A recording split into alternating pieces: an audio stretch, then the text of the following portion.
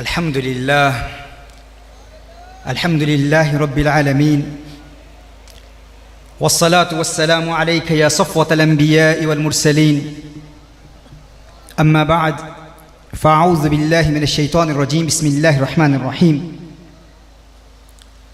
क़ुल इन कुन्तुम तुहिब्बूनल्लाह फ़त्तबिऊनी युहब्बिबकुमुल्लाह सदक़ल्लाहुल अज़ीम व बल्लगना रसूलुहुन नबियुल करीम वक़द सदक़्त अन्त या सय्यदी या सय्यदी या सय्यदी या मक्की या मदनी या अरबी या क़ुरशी या हाशिमी व या सय्यदना या सय्यदना या सय्यदना या हबीबना या तबीबना या हबीबुल मुस्तफ़ा अल मुज्तबा सल्लल्लाहु अलैहि व आलिहि वसल्लम। लायक सद एहतराम उलमाए किराम, मशाइख़ इज़ाम, अरबाब इल्म व बसीरत, साहिबान अक्ल व दानिश, पर्दा नशी, ख़ातिन उम्मत, मेरे दोस्तों, भाइयों, बुज़ुर्गों, अस्सलामु अलैकुम व रहमतुल्लाहि व बरकातुहू। मैं दिल की अथाह गहराइयों से हदिया तहनीयत व तशक्कुर पेश करना चाहूँगा हज़रत किबला शेख तरीक़त, पीर तरीक़त, रहबर शरीयत सैयदुना अश-शेख बुल्ले शाह साहिब हाफ़िज़हुल्लाह की बारगाह में, जिन्होंने आज की इस बज़म में मुझ तही दामन इल्म को मदऊ किया और बरतानिया में मुसलसल हमारे तहरीक के कारकुनान के साथ राब्ते में रहे और आज की इस बज़म में मुझे आप तमाम आशिकान मुस्तफ़ा सल्लल्लाहु अलैहि व आलिहि वसल्लम की ज़ियारत की सआदत हासिल हो रही है। अल्लाह जल्ला वाला हज़रत की मोहब्बतों को कबूल फरमाए। आज की इस बज़म में जब हाज़िरी हुई तो मैं सुन रहा था, देख रहा था, अहबाब का जज्बा, आपकी मोहब्बत और कौनैन के वाली सल्लल्लाहु अलैहि व आलिहि वसल्लम की बारगाह में अक़ीदतों के गजरे निछावर किए जा रहे थे। कुरान करीम की तिलावत हो रही है। आपका जज्बा, आपकी मोहब्बत, आपका ज़ौक़ देखकर जो मौजू मेरे जहन में था उसे कुछ बदलना पड़ा, क्योंकि यहाँ मिजाज वो नहीं है जो लेकर मैं आया था। ज़ाहिर है यूनिवर्सिटीज़ कॉलेजेस में एथीज़म का रद्द, इल्हाद का रद्द, फितना इल्हाद का रद्द, मुस्तशरिकीन ओरिएंटलिस्ट के एतराज़ात का रद्द, फिर दौर हाज़िर के फितनों के हवाले से चंद बातें मेरे जहन में थी। लेकिन यहाँ आकर देखा तो शिकारे माह करूँ या तलब आफताब करूँ, शिकारे माह करूँ या तलब आफताब करूँ, मैं किसका तर्क करूँ, किसका इंतखाब करूँ। सुभान अल्लाह। पीर साहब कहाँ से आगाज़ किया जाए? वाह वाह वाह वाह। ये फिर अता करें किबला। हाँ जी। शिकारे माह करूँ या तलब आफताब करूँ, मैं किसका तर्क करूँ, किसका इंतखाब करूँ। हाय हाय हाय, बहुत अच्छा है। वाह वाह वाह। और अच्छा जी, वो याद कर लेंगे, मेरी तकरीर भी ख़त्म हो जाएगी, वो उसे चलाएंगे, पूरी दुनिया में फैलाएंगे। मुझे, मेरे लिए भी कुछ रहने दें उन्हें अज़बर हो जाएगा। शिकारे माह करूँ या तलब आफताब करूँ, मैं किसका तर्क करूँ, किसका इंतखाब करूँ। और जनाबे नकीब महफिल ने तो बहुत कुछ मेरे हवाले से कहा और फिर लफ्ज़ मुबालगा का इस्तेमाल भी किया, फिर उसका रद्द भी किया। अगर उस इस्तेमाल को आप जारी रखते तो मुनासिब रहता। यकीनन मैं इस काबिल नहीं हूँ, मुअर्रा हूँ हुनर से, मैं सरापा ऐब हूँ अकबर। मुअर्रा हूँ हुनर से, मैं सरापा ऐब हूँ अकबर। इनायत है अहिब्बा की अगर अच्छा समझते हैं। न ख़रीदार का हिस्सा हूँ न हक बाए का, मैं वो दाना हूँ जो गिर जाए कफ़े मेज़ां से। अच्छा, उर्दू अशार अगर अहबाब को समझ ना आते हूँ तो मैं अक्सर ये कहा करता हूँ कि पित्तल सोने नाल न रलदा, सुरमे नाल न कोले, कावां दी की जा मोहम्मद जिस थां बुलबुल बोले। सुभान अल्लाह। जहाँ बागे मदीना की हंसी बुलबुलें अपने अंदाज़े दिलबराना में कौनैन के वाली सल्लल्लाहु अलैहि वसल्लम की बारगाह में सुभान अल्लाह अक़ीदतों के गजरे निछावर करती हूँ, वहाँ मुझ कव्वे की काहें काहें कोई माना नहीं रखती। यह आपका अपनापन है, आपकी मोहब्बत है और किबला पीर सैयद बुल्ले शाह साहिब हाफ़िज़हुल्लाह की शफ़क़त है, मोहब्बत है, मेहरबानी है। और हकीकतन जब से उनसे बात हुई है, उनकी ज़ात में आजिज़ी, इनकिसारी, फ़रोतनी देखकर मैं ये कहने पे मजबूर हूँ कि जहाँ को नाज है हस्ती पे अपनी, जहाँ को नाज है हस्ती पे अपनी, मैं अपनी नेस्ती पे मर रहा हूँ। जहाँ को नाज है हस्ती पे अपनी, बहुत अच्छा है। मैं अपनी नेस्ती पे मर रहा हूँ। मिला है जब से लुत्फ़े खाक सारी, तनज़्ज़ुल में तरक्की कर रहा। ये भी एक तरक्की का मकाम होता है, जब अल्लाहु इंसान अकबर कबीरा, अल्लाह। तरक्की करता है, इर्तिका की मनाजिल तनज़्ज़ुल में तय किया करता है। अल्लाह जल्ला वाला हम सबको ऐसी ही आजी अता फरमाए, ऐसी इनकिसारी अता फरमाए। कुरान करीम की जिस आया मुबारका को सरनामा सुखन की हैसियत से तिलावत करने का शर्फ हासिल हुआ। खल्ला के कायनात इरशाद फरमाता है, इत्तिबा का हुक्म इरशाद फरमाता है कि नबी करीम सल्लल्लाहु अलैहि वसल्लम की इत्तिबा करो। और एक और मकाम पर इरशाद फरमाया, अतीउल्लाह व अतीउर रसूल, इताअत का हुक्म भी है। चूँकि जब मैं आया तो इन्होंने बताया कि रबीउन नूर, रबीउल अव्वल शरीफ के गालिबन आखिरी अयाम है, आखिरी रात है आज, और फिर रबीउल सानी की इब्तिदा है।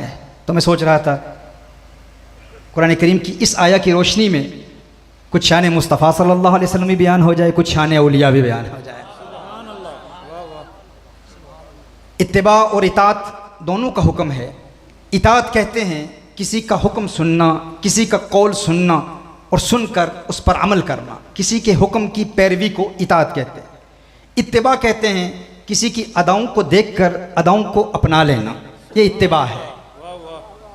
अब अक़वाले मुस्तफ़ा सल्लल्लाहु अलैहि वसल्लम हदीस की किताबों में मौजूद हैं, जमा हैं। अगर कोई हुज़ूर अकरम सल्लल्लाहु अलैहि वसल्लम की इताअत करना चाहता है तो हुज़ूर अकरम सल्लल्लाहु अलैहि वसल्लम के अक़वाल का मुताला करेगा। कहाँ तलाश करेगा? सही बुखारी की तिलावत करेगा, सही मुस्लिम पढ़ेगा, तिरमिज़ी पढ़ेगा, सुनन नसाई पढ़ेगा, सुनन इब्न माजा पढ़ेगा, मुअत्ता इमाम मालिक पढ़ेगा, मुअत्ता इमाम मोहम्मद पढ़ेगा। हदीस की किताबों में अक़वाले मुस्तफ़ा सल्लल्लाहु अलैहि वसल्लम मौजूद हैं, महफूज हैं। लेकिन हदीस की किताबों में नबी करीम सल्लल्लाहु अलैहि वसल्लम की अदाओं का जिक्र तो है, लेकिन औराक़े किताब में अदाएँ जमा नहीं हो सकती। ये मुमकिन नहीं है, क्योंकि अदाओं का जिक्र तो है, हुजूर की मुस्कुराहट का जिक्र है, लेकिन किताब के औराक में मुस्कुराहट नज़र नहीं आती। हुजूर अकरम सल्लल्लाहु अलैहि वसल्लम के जलाल का जिक्र है, लेकिन किसी किताब में, किताब के औराक में हुजूर अकरम सल्लल्लाहु अलैहि वसल्लम का जलाल नज़र नहीं आता। हुजूर अकरम सल्लल्लाहु अलैहि वसल्लम के लबों पर तबस्सुम की खिलखिलाहट का जिक्र तो है, लेकिन तबस्सुम का किताब के औराक में नज़र आना ये मुमकिन नहीं है। तो सवाल ये पैदा होता है, इताअत का तरीका तो हम सीख चुके कि अक़वाले मुस्तफ़ा सल्लल्लाहु अलैहि वसल्लम को देखकर उनकी पैरवी की जाए, अहकाम पर अमल किया जाए तो इताअत हो जाएगी। अब इत्तिबा कैसे करें? इत्तिबा का तरीका क्या है? क्योंकि औराक में हुजूर की मुस्कुराहट, हुजूर की अदाएं नज़र तो नहीं आती, तो इत्तिबा के लिए जिसकी इत्तिबा की जा रही है उसको देखना ज़रूरी है, उसकी ज़ियारत ज़रूरी है, वगरना इत्तिबा कैसे होगी? कामिल इत्तिबा, कामिल इत्तिबा का एक ही तरीका है कि उनकी अदाओं को देख लिया जाए। अब अल्लाह ने हुक्म फरमाया है इताअत भी करनी है, इत्तिबा भी करनी है, तो इताअत के लिए तरीका यह है अक़वाले मुस्तफ़ा सल्लल्लाहु अलैहि वसल्लम को मुहद्दिसीन की किताबों में तलाश किया जाए, अमल किया जाए तो इताअत हो जाएगी। लेकिन इत्तिबा कैसे करें? हमने हुजूर को देखा नहीं तो कहा इत्तिबा का तरीका यह है कि उन्हें देख लो जिन्होंने हुजूर को देखा है, जिसने उन्हें देखा है तुम उनको देख लो, ये इत्तिबा का तरीका है। जिसने हुजूर की अदाओं को देखा है, ये दो तरीके हैं शयूख के, औलिया के।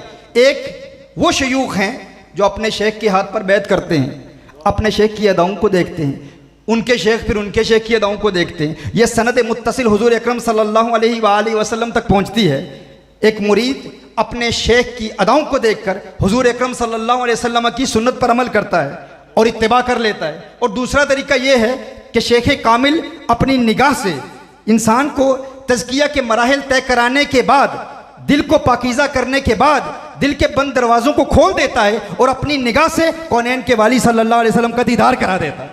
ये दो तरीके हैं। एक तो ये है कि अपने शेख को देखकर उसके शेख की ज़ियारत की जाए, फिर उसके शेख की ज़ियारत की जाए, यूं फिर ये सिलसिला सल्फ़ुस सालिहीन तक पहुंचता है, अतबाउ ताबईन तक पहुंचता है, फिर ताबईन तक पहुंचता है, फिर सहाबा तक पहुंचता है, और सहाबा के ज़रिए फिर हम कौनैन के वाली सल्लल्लाहु अलैहि वसल्लम की ज़ियारत करते हैं। लेकिन आगाज़ कहाँ से होता है? मुर्शिद कामिल की ज़ियारत से। एक तो ये तरीका है, और दूसरा तरीका ये है कि मुर्शिद कामिल कौनैन के वाली सल्लल्लाहु अलैहि वसल्लम का दीदार करा देता है। दो तरीके हैं। हाँ? और ये मुर्शिद देखता है कि मुरीद के दिल की हालत क्या है, किसी को किताबों के ज़रिए से और किसी को बराह रास्त मुशाहदा करा के। रिंद के ज़र्फ़ पे साकी की नज़र रहती है। हाँ, रिंद के ज़र्फ़ पे साकी की नज़र रहती है, इसे चुल्लू से पिला दे उसे पैमाने से। निगाहे मस्त मिलाई तो मैं पिला के उठे, जहां वो बैठ गए मैं कदा बना के उठे। यानी हर मिजाज के लोग होते हैं। कुछ कोई किताबों को पढ़ना चाहता है, हाँ, कोई किताबों के ज़रिए हुजूर का दीदार करना चाहता है, और कोई कहता है कि मुर्शिद मेरा ताल्लुक़ तो बलीदुन्नास में भी नहीं होता, मैं तो ऐसा शख्स हूँ ना अकल रखता हूँ ना फ़हम रखता हूँ ना किताबों को समझता हूँ, मेरा हाफजा कमज़ोर है, मेरा फ़हम नहीं है, इदराक नहीं है, शऊर नहीं है, मैं तो हुजूर का दीदार करना चाहता हूँ, देखना चाहता हूँ। तो किसी को तो किताबों के ज़रिए, और किसी को अपना जलवा दिखा के, और किसी को बराह रास्त हुजूर का जलवा दिखा के, और कोई कहता है कि मैं इल्म भी पढ़ना चाहता हूँ लेकिन पढ़ नहीं पाता, तो उसके दिल पर वली ऐसी निगाह डालता है गोया कि कहता है किताबें नहीं पढ़ सकता तो ना पढ़, चक घूंघट शर्म हिजाबानू, चक घूंघट शर्म हिजाबानू, छड़ दर्स ते फूक किताबानू, इते कम नहीं पढ़न पढ़ावन दा, सिख जज कोई यार बनावन दा। नारे तकबीर, नारे रिसालत, नारे रिसालत, नारे हैदरी, फैज़ाने हुजूर शहंशाह विलायत। तो ये दो उसूल हैं, दो तरीक़ हैं, दो असालीब हैं इत्तिबा के लिए। अब देखिए कुरान करीम में अल्लाह जल्ल वाला ने इरशाद फरमाया इत्तिबा भी करनी है और इताअत भी करनी है। अब क़यामत तक इत्तिबा का सिलसिला भी जारी रहेगा और इताअत का सिलसिला भी जारी रहेगा। अब इताअत का तरीका क्या है? मुहद्दिसीन की किताबों के ज़रिए अल्लाह जल्ल वाला ने अक़वाले मुस्तफ़ा सल्लल्लाहु अलैहि वसल्लम को महफूज कर दिया है। अक़वाले मुस्तफ़ा तलाश करने हैं तो मुहद्दिसीन की किताबों में तलाश करेंगे। अब अफ़आले मुस्तफ़ा सल्लल्लाहु अलैहि वसल्लम, आमाले मुस्तफ़ा सल्लल्लाहु अलैहि वसल्लम, हुजूर की अदाएँ कहाँ देखेंगे, उन्हें कहाँ तलाश करेंगे?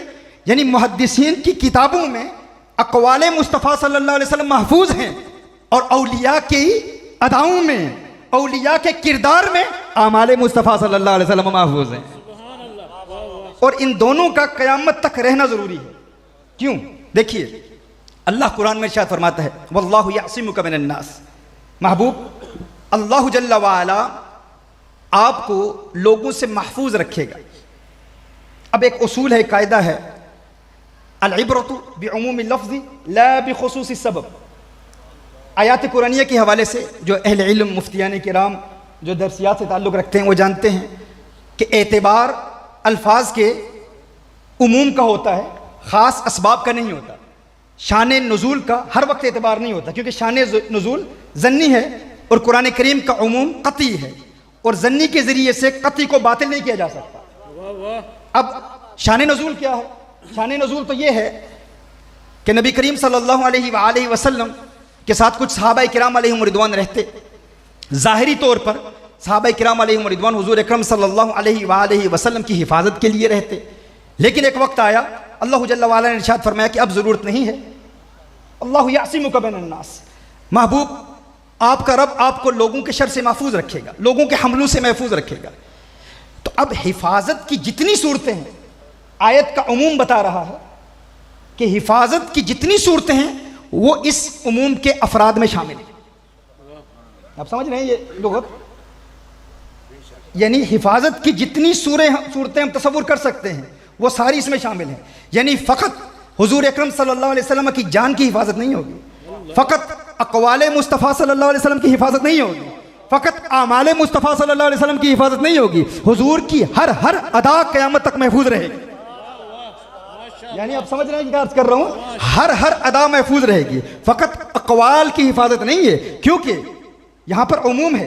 अल इब्रतु बिउमूमि लफ्ज़ वला बिखुसूसी सबब। मुअतबर अल्फाज का उमूम होता है, ख़ास असबाब अगर अल्फाज के उमूम की कंट्रडिक्शन में आए, तजाद में आए, जिद में आए, तो खास अहबाब को रद्द कर दिया जाता है और उमूम कायम रहता है, उमूम कतई होता है।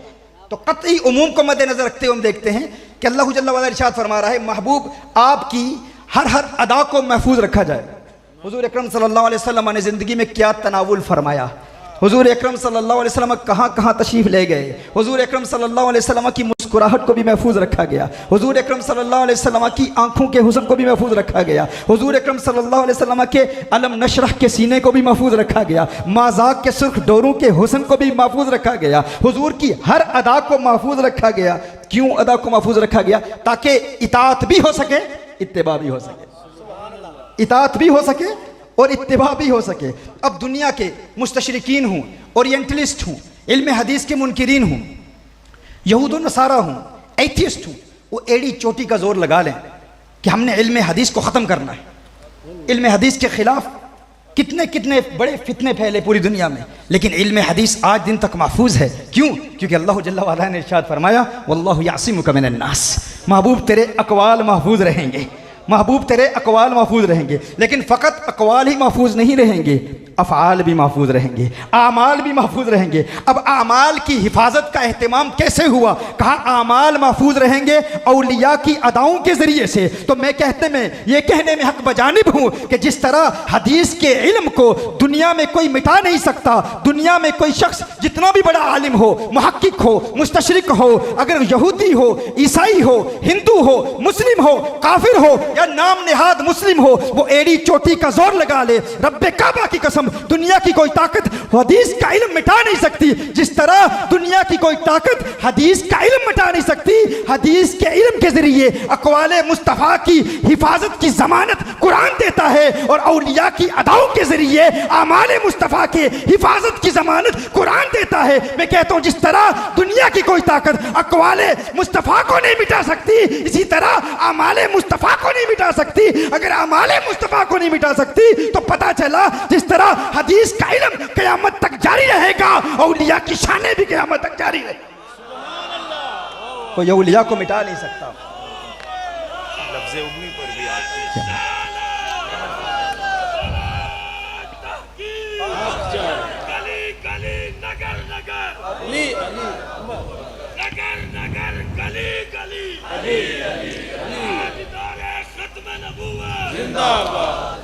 ये मेरे कुछ दोस्त मोबाइल पे रिकॉर्डिंग्स कर रहे हैं, आप प्लीज़ रहने दीजिए। लाइव लेक्चर सुनिए किबला का और उसे सीनों में महफूज कीजिए, मोबाइल पे रिकॉर्डिंग्स ना कीजिए, सुनिए, तवज्जो से सुनिए। तो अक़वाले मुस्तफ़ा सल्लल्लाहु अलैहि वसल्लम की हिफाजत के लिए हमें अहले इल्म के पास जाना है, मुहद्दिसीन के पास जाना है, शयूख़ हदीस के पास जाना है, उनकी बारगाह में ज़ानुए तलम्मुस दे करना है और आमाले मुस्तफ़ा सल्लल्लाहु अलैहि वसल्लम, हुज़ूर अकरम सल्लल्लाहु अलैहि वसल्लम की अदाओं को देखने के लिए मुर्शिद की बारगाह में हाजिर होना है। तो मुहद्दिसीन के पास जाओ, सूफिया के पास जाओ, और अगर फ़यूज़ के दोनों चश्मे किसी एक बारगाह में हासिल करना चाहते हो, किसी एक बारगाह से हासिल करना चाहते हो, यानी अक़वाले मुस्तफ़ा भी मिल जाएं, आमाले मुस्तफ़ा भी मिल जाएं, तो फिर अक़वाले मुस्तफ़ा के लिए अहमद अली शाह के पास जाओ और आमाले मुस्तफ़ा के लिए शहंशाह विलायत की बारगाह में हाजिर हो जाओ, ताकि दोनों चश्मे मिल जाएं।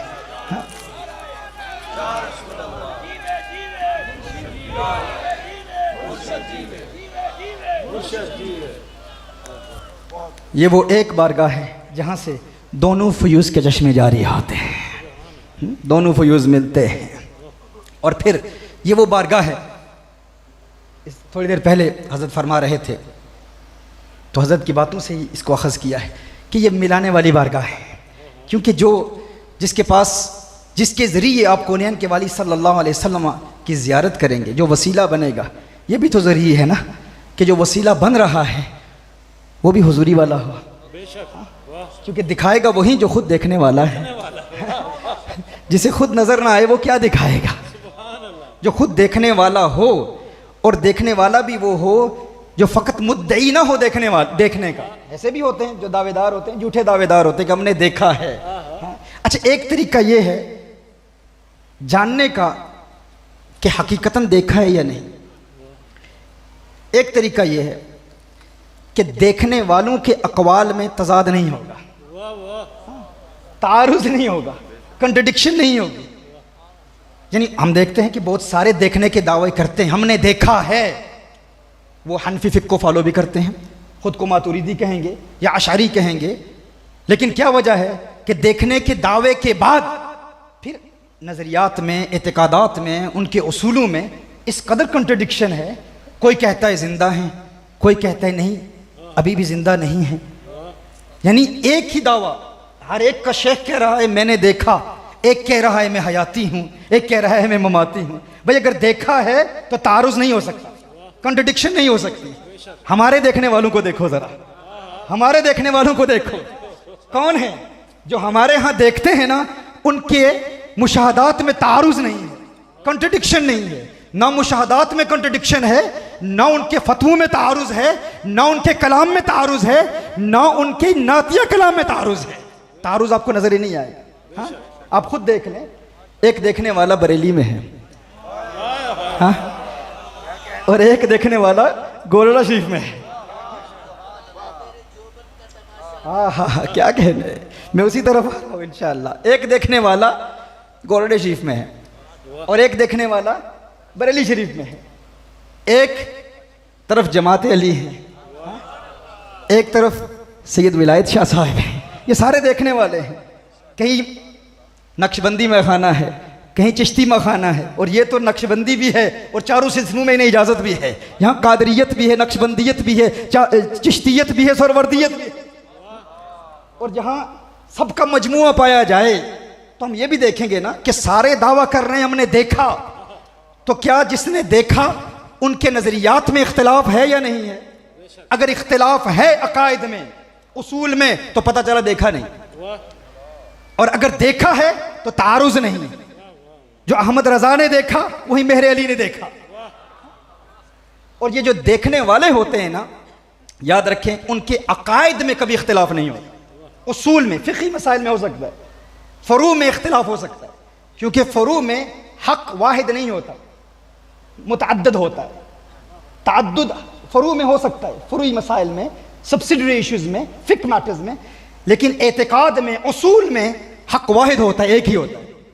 तो हम देखते हैं कि सबके नज़रियात एक हैं।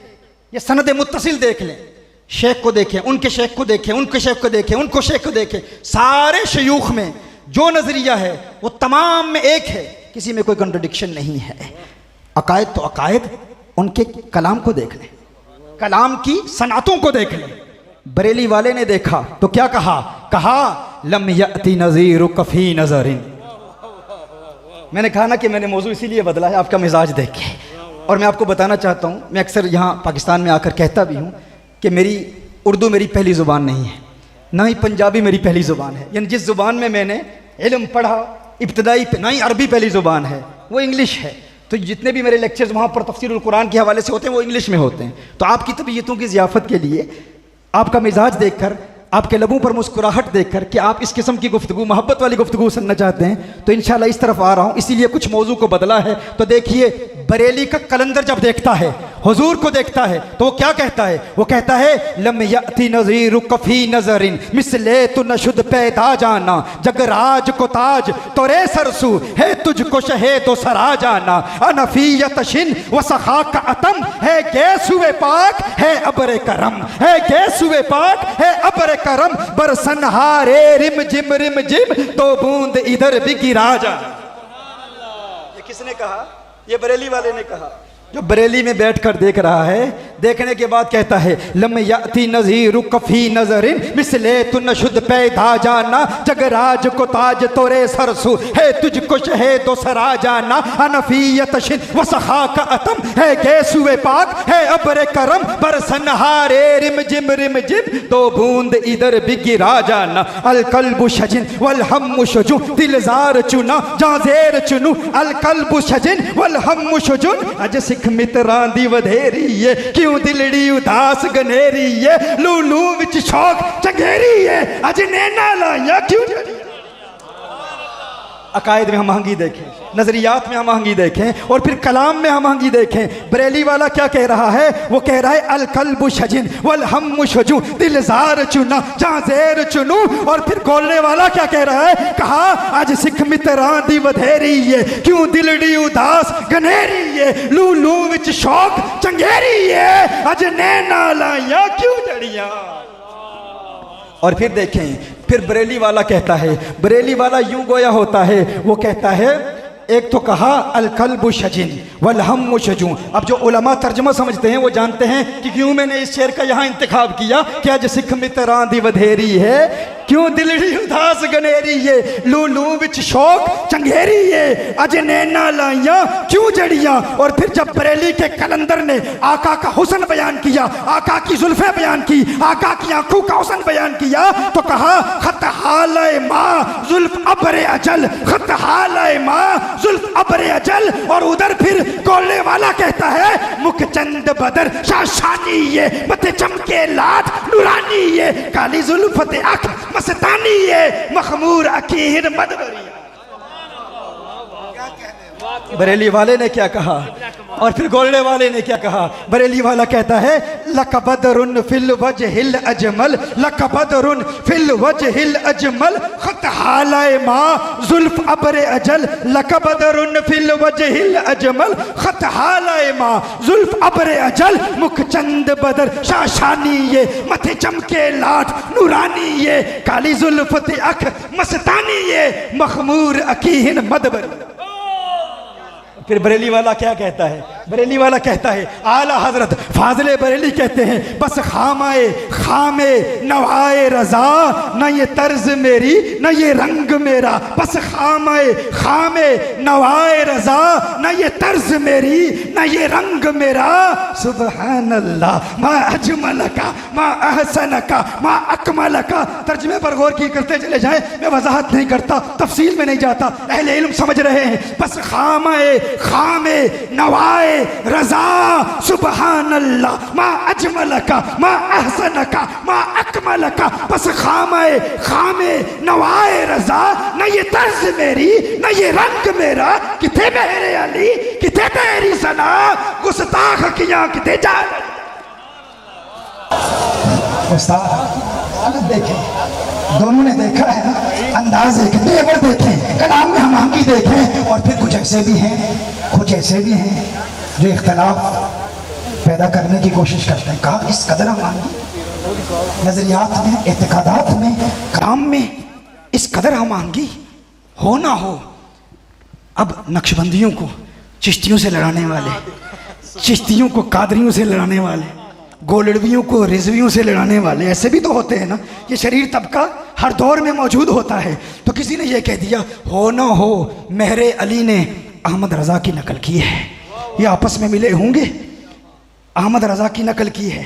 मुमकिन है ये मुलाकात साबित हो या ना हो, ये तो और बात है कि हुई या नहीं हुई। तो एक तबका ये कहेगा कि मुमकिन है पीर मेहर इशाल रहमान ने मुहद्दिस बरेली की नकल की, गोलड़े वाले ने बरेली वाले को देखा, किसी ने कहा नहीं नहीं अहमद रिजा ने पीर मेहर शाह रहमतुल्लाह ताला अलैह की नकल की होगी। कलाम में इस कदर मांगी है हो ना हो। किसी ने कहा बरेली वाले ने गोलड़े वाले को देखा, किसी ने कहा गोलड़े वाले ने बरेली वाले को देखा होगा। मैंने कहा अकल के अंधे अकल के नाखून ले, तुम्हारे देखते नहीं इसलिए इस कदर तारुज है। कहते हो फुला ने फुला की नकल की, हमारे मुशादे वाले हैं, हमारे अहले नजर हैं, हमारे देखने वाले हैं। मत कहो बरेली वाले ने गोलने वाले को देखा, और ये भी ना कहो वो गोलने वाले ने बरेली वाले को देखा। बल्कि यूं क्यों नहीं कहते दोनों मुजद्दिदीन ने मदीने वाले को देखा है। हमारे देखने वाले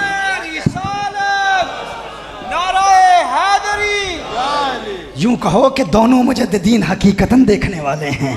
इन्होंने कौनैन के वाली सल्लल्लाहु अलैहि वसल्लम को देखा है, इसीलिए दोनों ने एक ही को देखा है, एक ही को देखा है। इसीलिए अकायद में हम आहंगी है, उसूल में इत्तेहाद है, और यही उसूल का वो इत्तेहाद है मेरे दोस्तों जिसकी वजह से आज पूरी दुनिया में अगर एथीज़म का रद्द हो रहा है, अगर इल्हाद के फितने का रद्द हो रहा है, अगर आज यूनिवर्सिटीज़ में, कॉलेजेस में हमारी डिबेट्स हो रही है गैर मुस्लिमों से, और हम बड़े वसूख और यकीन के साथ इस्लाम का खूबसूरत चेहरा उनके सामने पेश करते हैं और वो कबूल कर लेते हैं, उनका एक बहुत बड़ा इतराज़ ये होता है कि तुम्हारे दावा करते हैं कि तुम्हारे कुरान में कोई कंट्रडिक्शन नहीं, कोई तारुज़ नहीं, एतकाद में कोई तारुज़ नहीं, लेकिन इस कदर कंट्रडिक्शन नज़र क्यों आती है? हम कहते हैं वो कंट्रडिक्शन हमारे अकायद में नहीं है, वो किसी और के अकायद पर तुम एतराज़ कर रहे हो। लेकिन अलमिया ये है कि ये वो लोग हैं जिनके पैगामात आज मीडिया पर नशर हो रहे हैं। गैर मुस्लिम एथियस्ट इनके अकायद को देखकर इस्लाम पर अंगुश्त तनकीद उठाता है, इनके नज़रियात को देखकर इस्लाम पर तनकीद करता है। अहलुसुन्नती वल जमात के जितने भी मुजमा अलैह अकीदे हैं, अकायद हैं, उनमें कोई तारुज़ नहीं है, उनमें कोई कंट्रडिक्शन नहीं है। और जो ये हम कहते हैं कि औलिया अल्लाह जल्ल व अला की बारगाह में नबी करीम सल्लल्लाहु अलैहि वसल्लम के वसीले से जब इल्तिजा करते हैं और अपने मुरीद सादिक को हुजूर का दीदार कराते हैं, तो हमने कब ये दावा किया कि हर वली में ये इस्तेदाद है? हम ये दावा नहीं करते। ये कहा जाता है ना कि अगर जिस तरह आज का एथियस्ट हमसे कहता है, वो कहता है कि अगर अल्लाह है तो फ़लस्तीन को आज़ाद क्यों नहीं कराता? अगर अल्लाह का वजूद है तो उन एथियस्ट को हम क्या जवाब देते हैं? हम कहते हैं हम अल्लाह के वजूद को भी मानते हैं और अल्लाह की हिकमतों को भी मानते हैं। हम वहाँ के एथियस्ट को ये जवाब देते हैं, वो मुतमईन हो जाते हैं। हम लॉजिकल एविडेंसेस पेश करते हैं, रैशनल आर्ग्यूमेंट्स पेश करते हैं। लेकिन अफसोस की बात यह है कि अचानक यहाँ की कुछ आवाज़ें अमेरिका में पहुँचती हैं, बरतानिया में पहुँचती हैं, ऑस्ट्रेलिया में पहुँचती हैं, और कहा जाता है कि अगर अब्दुल कादिर जिलानी मदद कर सकता है तो जब बगदाद पर हमला हुआ तो मदद क्यों नहीं की? जो खुद को ना बचा सका तो मैं क्या बचाएगा? अब उसका जवाब हम क्या देंगे? हम कहेंगे ये नज़रिया तुम्हें मिला कहाँ से? बड़ी रौनत, बड़े तकब्बुर से कहा जाता है ये तो कोई चीज़ ही नहीं है, ये बाबे इनकी औकात क्या है? ये मदद नहीं कर सकते, ये खुद को नहीं बचा सकते, तो तुम्हें क्या बचाएंगे? तो हम कहते हैं तुम्हारे पाकिस्तान में उठने वाली ये आवाज़ें जब वहाँ के एथियस्ट तक पहुँचती हैं तो वो हमें कहते हैं क्या तुम बाबू के हवाले से पाकिस्तान से ये आवाज़ नहीं उठी कि ये बाबे मदद नहीं कर सकते? वहाँ पर ये नैरेटिव आम क्यों हो चुका है? ये बयानिया आम क्यों हो चुका है? वहाँ की यूनिवर्सिटीज़ और कॉलेजेस के नौजवान इस ज़हनी इर्तिबाक और खलिश का शिकार क्यों हो चुके हैं? और वो अब तो तस्लीम कर रहे हैं कि बाबे मदद नहीं कर सकते, इनके पास जाने की ज़रूरत क्या है? तो हम कहते हैं वही हिकमतें जो तुम्हारे रद्द में हम बयान करते थे वजूद बारी ताला के हवाले से, वही हिकमतें तो इन औलिया के हवाले से। हमने कब दावा किया है कि अल्लाह के वली अल्लाह की हिकमत के खिलाफ और अल्लाह के इज़्न के खिलाफ मदद करेंगे? हमने ये दावा ही नहीं किया। हम कहते हैं अल्लाह का वली कभी भी अल्लाह की हिकमतों और अल्लाह के इज़्न के खिलाफ कोई दुआ भी नहीं करता। ये हमारा इत्तेकाद है, ये हमारा नजरिया है। लेकिन जब वहाँ का ओरिएंटलिस्ट, जब वहाँ का एथियस्ट हमें कहता है कि अल्लाह के वजूद की दलील क्या है, अगर है तो मदद क्यों नहीं करता, तो हमारा जवाब क्या होता है? हम अल्लाह के वजूद को भी मानते हैं, उसकी हिकमतों को भी मानते हैं। और अगर कोई कहे कि औलिया मदद नहीं करते, हम कहते हैं हम वो औलिया के तसर्रुफात को भी मानते हैं और उनकी हिकमतों को भी मानते हैं। अल्लाह के वली के मुख्तलिफ दर्जे होते हैं, ये नहीं कि हर वली मुशाहदा करा सकता है। अहले तसव्वुफ कहते हैं कि 4 दर्जात हैं औलिया के। एक वो वली होता है जिसे अपनी विलायत का इल्म ही नहीं होता, उसे पता ही नहीं होता कि मैं वली हूं, उसे भी इल्म नहीं होता और दुनिया को भी इल्म नहीं होता। वली को खुद भी इल्म नहीं होता मैं वली हूं, और जो उसके ज़माने में लोग होते हैं उन्हें भी नहीं पता होता कि वो वली। मुजद्दिद अल-फिसानी रहमहुल्लाह इरशाद फरमाते हैं कि ये वो महफूज लोग होते हैं, अल्लाह जल्ल वाला इनको उस मकाम पर फायज करता है कि इनकी विलायत कायम रहती है। वो इसलिए क्योंकि जिसको अपनी विलायत का इल्म हो वो बहुत बड़ी बड़ी आजमाइशों में मुब्तला हो जाता है, कि जिसे अपनी विलायत का इल्म ही ना हो उसमें फिर तकब्बुर पैदा नहीं होता, रऊनत पैदा नहीं होती, दिखलावा वो नहीं करता, ऑस्टेंटेशन का शिकार नहीं होता कि मैं कुछ हूं। दूसरा दर्जा वो है कि जिसे अपनी विलायत का इल्म नहीं होता लेकिन अल्लाह जल्ल वाला लोगों को बता देता है ये अल्लाह का वली है। फिर लोग उसकी बारगाह में जाते हैं, वो कहते हैं आप हमारी तरबियत करें। वो कहते हैं मेरे पास कुछ नहीं है, जाओ किसी और के पास जाओ, मैं कुछ भी नहीं हूं। ये दूसरा मकाम है। एक तो वो है कि जिसे खुद भी नहीं पता, लोगों को भी नहीं पता। दूसरा वो है जिसे खुद नहीं पता लेकिन लोगों को इल्म होता है कि अल्लाह का वली है। तीसरा वो है जिसे खुद इल्म होता है कि वो अल्लाह का वली है लेकिन लोगों को पता नहीं। और चौथा वो है जिसे खुद भी इल्म होता है और अल्लाह जल्ला वाला मखलूक को भी इल्म दे देता है। फिर सैयदना जिब्रील से ऐलान फरमाता है, ए जिब्रील मुझे इससे प्यार हो गया है, अब तुम भी इससे प्यार करो और अल्लाह की मखलूक को बता दो कि अल्लाह को इससे प्यार है, अब सारी मखलूक इससे प्यार करे। ये मुख्तलिफ मरातिब हैं, ये मुख्तलिफ दर्जात हैं औलिया के। हर वली का फिर अपना तसर्रुफ का मकाम है। कोई सालेह है, कोई वली है, कोई नजीब है, कोई कुतुब है, कोई नकीब है, कोई अब्दाल है, कोई गौस है। हर एक का अपना अपना मकाम है। हम हर वली के हवाले से इन तमाम करामात का एतकाद नहीं रखते। आज के बाद अगर कोई आपसे कहे कि अगर औलिया के तसर्रुफात को मानते हो तो जब पुकारते हो तो मदद नहीं करते, इसका मतलब ये है कि वो कुव्वत ही नहीं रखते, तो यही तो एतराज़ एथियस्ट का है। मुल्हिद यही कहता है अगर अल्लाह को पुकारते हो तो जब मदद नहीं करता तो उसके वजूद को क्यों मानते हो? तो हमारा जवाब क्या है? हमारा जवाब यह है कि हम अल्लाह के वजूद को भी मानते हैं, उसकी हिकमतों को भी मानते हैं।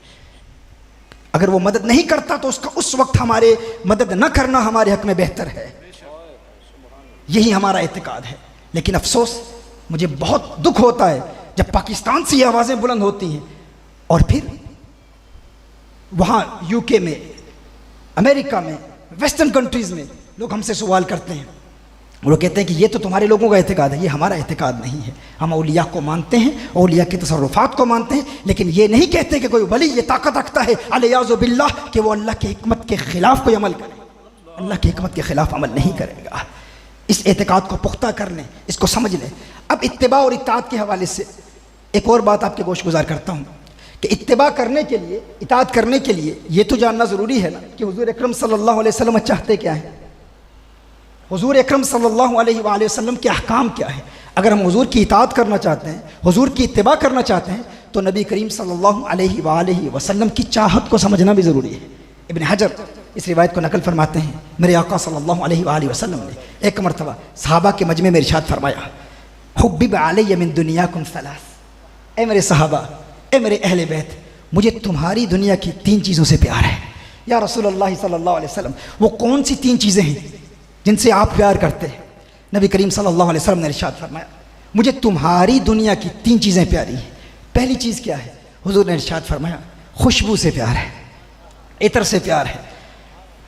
दूसरी, मेरे आका सल्लल्लाहु अलैहि वसल्लम ने इरशाद फरमाया, अपनी ज़ौजा की तरफ मैलान से प्यार है। और इसकी एक वजाहत यह है, औरतों की हुकूक की अदायगी से प्यार है। अब तमाम तहजीबों का मुताला करें, बेबीलोनियन सिविलाइजेशन हो, ग्रीक सिविलाइजेशन हो, वेस्टर्न सिविलाइजेशन हो, अफलातून जैसा बंदा औरत के हकूक़ के हवाले से ये कहता है कि औरत अज किस्म इंसान ही नहीं है, ये तो मर्दों की खिदमत के लिए पैदा की गई है। हर सिविलाइजेशन, पास्ट एंशिएंट सिविलाइजेशन का आप मुताला करें और फिर हुजूर अकरम सल्लल्लाहु अलैहि वसल्लम की तालीमात का मुताला करें। वो बच्चियां जिनको जिंदा दरगोर किया जाता था, वो लोग जो अपनी माओं को मंडियों में बेच देते थे, मेरे आका सल्लल्लाहु अलैहि वसल्लम ने बताया, इसी औरत के कदमों में जन्नत है, इसके पाँव में जन्नत है। ये मेरे आका सल्लल्लाहु औरतों को हुकूक दिए। हुजूर अकरम सल्लल्लाहु अलैहि वसल्लम ने इरशाद फरमाया, इनकी हुकूक की अदायगी से मुझे प्यार है। और फिर कौन के वाली सल्लल्लाहु अलैहि वसल्लम ने इरशाद फरमाया, तीसरी कौन सी प्यारी चीज़ है? हुजूर ने इरशाद फरमाया, नमाज मेरी आंखों की ठंडक है। नमाज मेरी आंखों की ठंडक है, आंखों की ठंडक है। और इसीलिए अल्लाह जल्ल वाला ने नमाज का एहतमाम ही ऐसा कर दिया कि पूरी दुनिया में हर वक्त कोई लम्हा भी ऐसा नहीं गुजरता, कोई सेकंड भी ऐसा नहीं गुजरता, कोई मिली सेकंड भी ऐसा नहीं गुजरता जब दुनिया में कोई नमाज ना पढ़ रहा। अगर अमेरिका में फजर का वक्त है, ख़त्म होता है तो कनाडा में शुरू हो जाता है, कनाडा में ख़त्म होता है तो कहीं और शुरू हो जाता है। पाकिस्तान में नमाज का वक्त ख़त्म होता है, हिंदुस्तान में शुरू हो जाता है, बांग्लादेश में शुरू हो जाता है, ऑस्ट्रेलिया में शुरू हो जाता है। फजर का वक्त जारी है, ज़ोहर का वक्त जारी है, असर का वक्त जारी है, मगरिब का वक्त जारी है, इशा का वक्त जारी है। नमाज का वक्त ख़त्म ही नहीं होता। कहीं ना कहीं दुनिया में हर वक्त नमाज अदा हो रही है। या रब्बल आलमीन, तूने पूरी दुनिया में ये निज़ामुल औकात नमाज का ऐसा क्यों बनाया कि हर वक्त कोई ना कोई नमाज पढ़ रहा है? तो जवाब आता है, क्या तुम जानते नहीं मेरे महबूब ने फरमाया था, नमाज मेरी आंखों की ठंडक है, नमाज मेरी आंखों की ठंडक है। अल्लाह ने ये सारी कायनात बनाई हुजूर के लिए है। अल्लाह चाहता है कि कोई एक लम्हा भी ऐसा ना गुजरे जब मेरे महबूब की आंखों तक ठंडक ना पहुंच रही हो। वो ठंडक पहुंचा रहा है अपने महबूब के लिए, इसीलिए क्योंकि सारी कायनात बनाई हुजूर के लिए है ना। आला हज़रत इसीलिए फरमाते हैं, ये सबा सनक, वो कली चटक, ये जुबां चहक, लबे जो झलक, ये महक झलक, ये चमक दमक, सब उसी के दम की बहार है।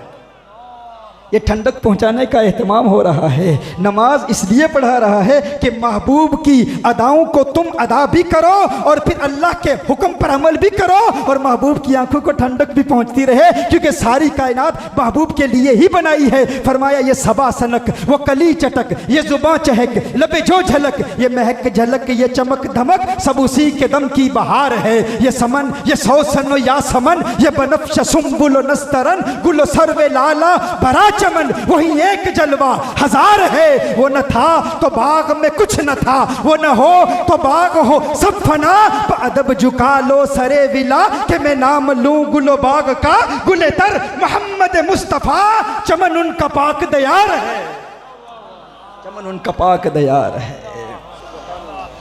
और महबूब की आंखों तक सल्लल्लाहु तआला अलैहि वसल्लम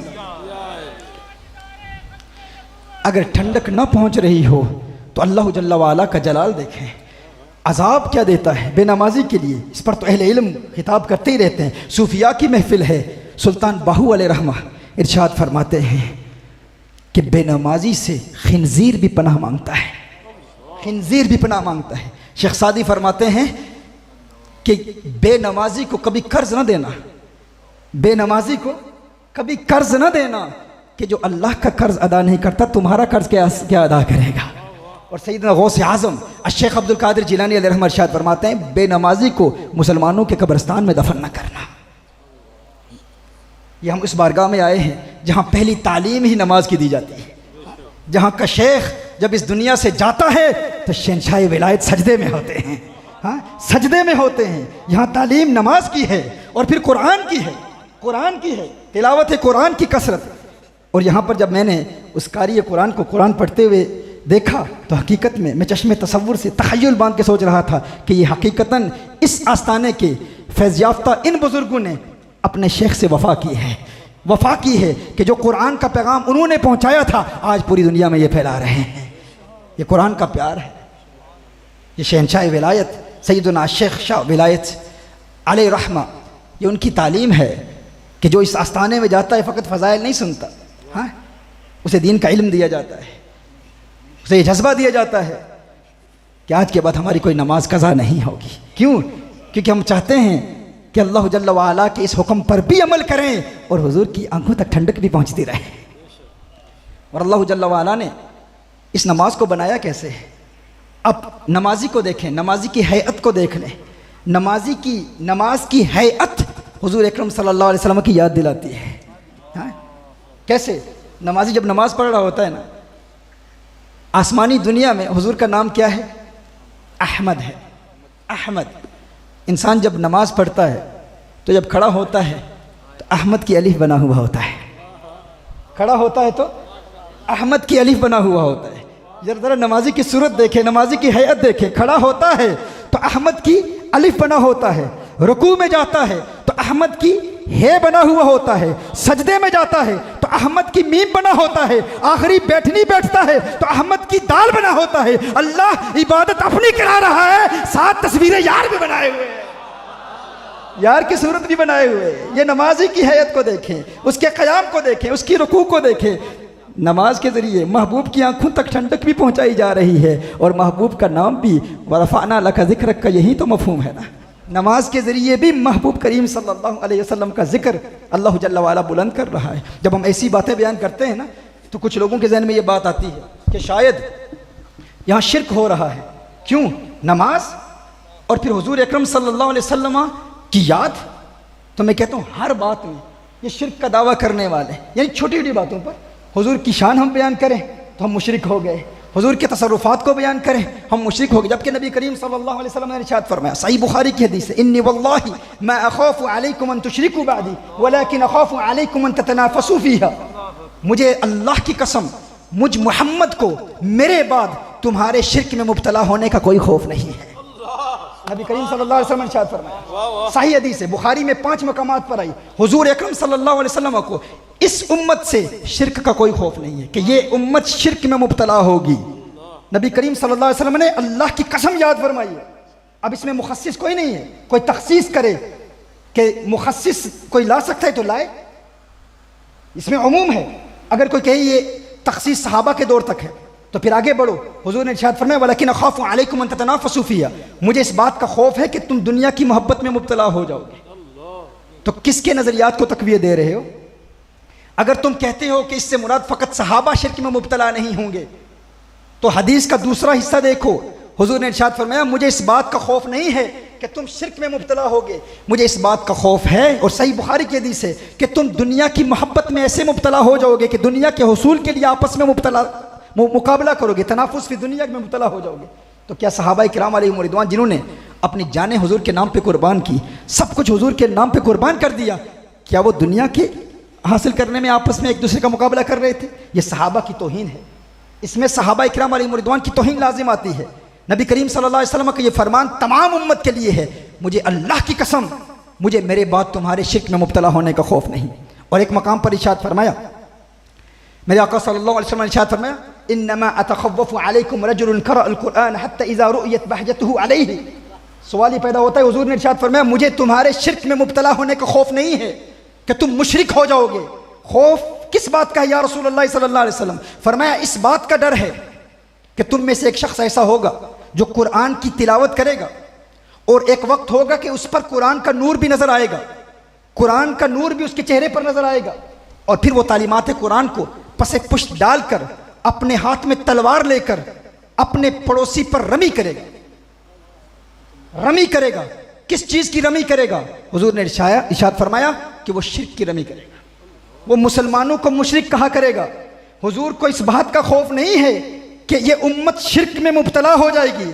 या रसूलुल्लाह सल्लल्लाहु अलैहि वसल्लम किस हवाले से खौफजदा है, किस हवाले से परेशान है? फरमाया, ए मेरे उम्मतियों, ए मेरे आशिकों, मुझे तुम्हारे शिर्क में मुब्तला होने का खौफ नहीं, खौफ इस बात का है कि तुम मुसलमानों को मुशरिक कहा करोगे, लोगों पर शिर्क के फतवे लगाया करोगे। उस वक्त मेरे आका सल्लल्लाहु अलैहि वसल्लम के राजदान सहाबी हजरत हुज़ैफा रज़ियल्लाहु ताला अन्हु ने इस उम्मत पर एक एहसान किया। हुजूर की बारगाह में अर्ज़ करते हैं, या रसूलल्लाह सल्लल्लाहु अलैहि वसल्लम, अय्युहुमा औला बिश्शिर्क अलमरमिय्यु अमिर रामी।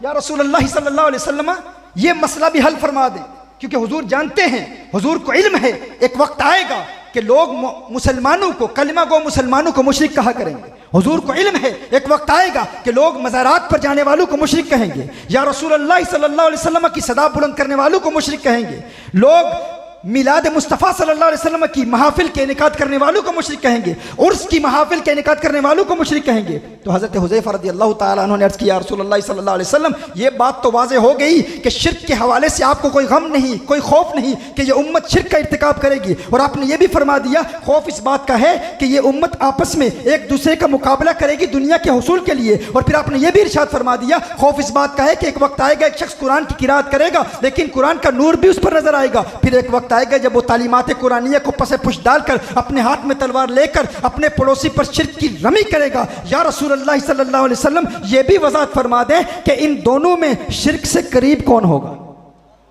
वो जो लोगों पर शिर्क का फतवा लगा रहा है, अपने पड़ोसी को मुशरिक कह रहा है, वो शिर्क के करीब होगा, या जिसे मुशरिक कहा जा रहा है शिर्क से वो करीब होगा? हुजूर अकरम सल्लल्लाहु अलैहि वसल्लम ने इरशाद फरमाया, ऐ मेरे सहाबी, ऐ उज़ैफा, सुन लो कि जिसे मुशरिक कहा जा रहा है उसका शिर्क से कोई ताल्लुक नहीं होगा, वो जो शिर्क के फतवे लगाने वाला है वही शिर्क से करीब होगा।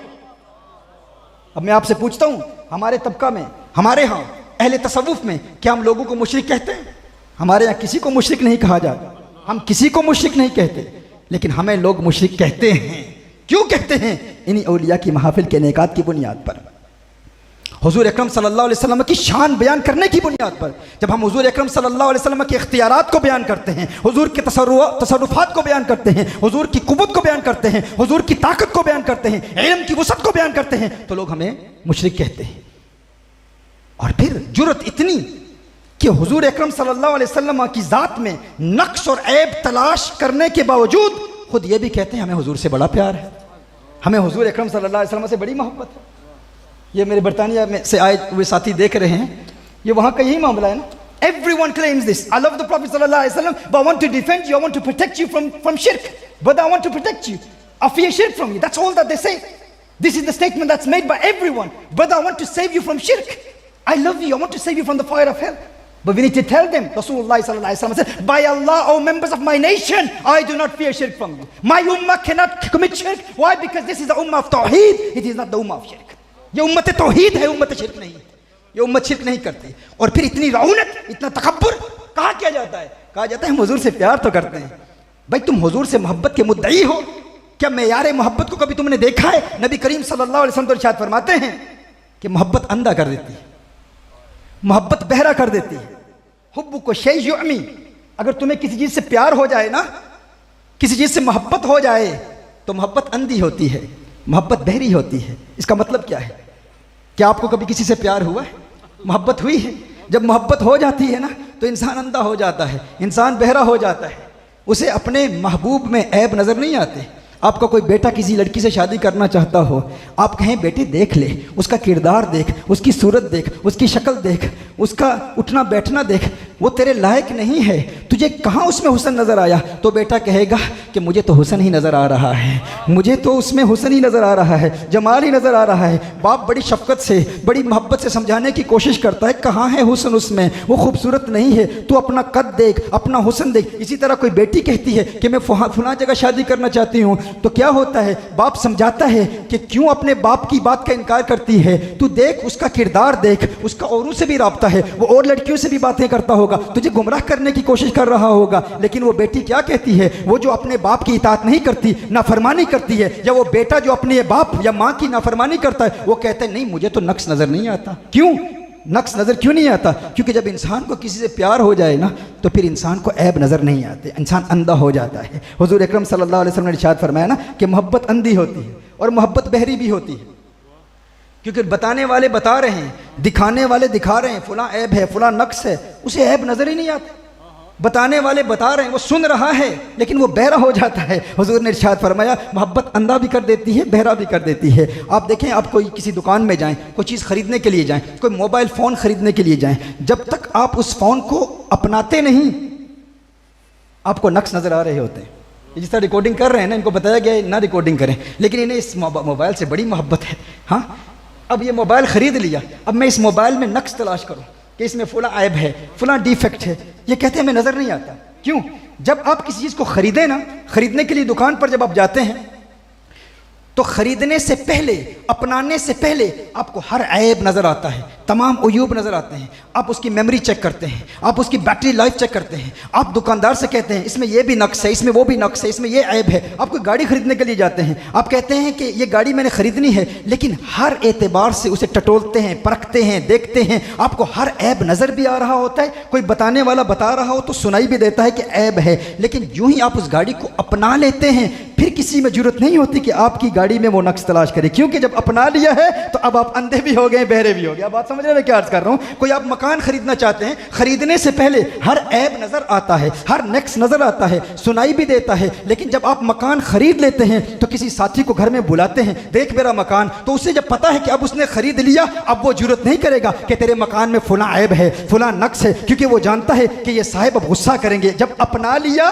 तो मोहब्बत अंधी भी होती है, मोहब्बत बहरी भी होती है, ना ऐब नजर आते हैं, ना ऐब सुनाई देते हैं। मैं कहता हूं ये तो मोहब्बत का मेयार है। दुनिया की उन चीजों के हवाले से जिनमें ऐब होते हैं, नक्स होते हैं, दुनिया की वो मादी अशिया जिनमें नक्स पाए जाते हैं, ऐब पाए जाते हैं, जब प्यार हो जाए तो इंसान अंधा हो जाता है, बहरा हो जाता है। मोहब्बत हो जाए तो बाऐब चीजों में भी ऐब नजर नहीं आते, न दिखाई देते हैं, न सुनाई देते हैं। तुझे तो दावा है उस कौनैन के वाली से मोहब्बत का जिसे अल्लाह ने पैदा ही पे ऐब किया है, जिसे अल्लाह ने हर ऐब से पैदा ही बेऐब किया है, पाक किया है। तू कहता है मुझे उस मोहम्मद अरबी से प्यार है। दुनिया में बाऐब चीजों से प्यार हो जाए, ऐब नजर नहीं आते न सुनाई देते हैं। आमना के लाल से प्यार का दावा भी है, उन्हें तो अल्लाह ने हर ऐब से पाक बनाया है। मोहब्बत का दावा भी है, फिर भी कहता है पुकारो सुनते नहीं, फिर भी कहता है उनका वसीला जायज नहीं, फिर भी कहता है इल्मे कयामत नहीं रखते, फिर भी कहता है माफिल अरहाम का इल्म नहीं रखते, फिर भी कहता है बारिश का इल्म नहीं रखते, फिर भी कहता है मुस्तकबिल का इल्म भी नहीं रखते, फिर भी कहता है कि मजार से सुनते ही नहीं। पता चला तुझे प्यार हुआ ही नहीं है, पता चला तूने अपनाया ही नहीं है, पता चला तू मोहब्बत का झूठा दावेदार है। अगर तुझे हकीकतन प्यार होता तो अहमद रजा की बोली में तू कहता तू जिंदा है वल्ला, तू जिंदा है वल्ला, मेरे चश्मे आलम से चुप जाने वाले।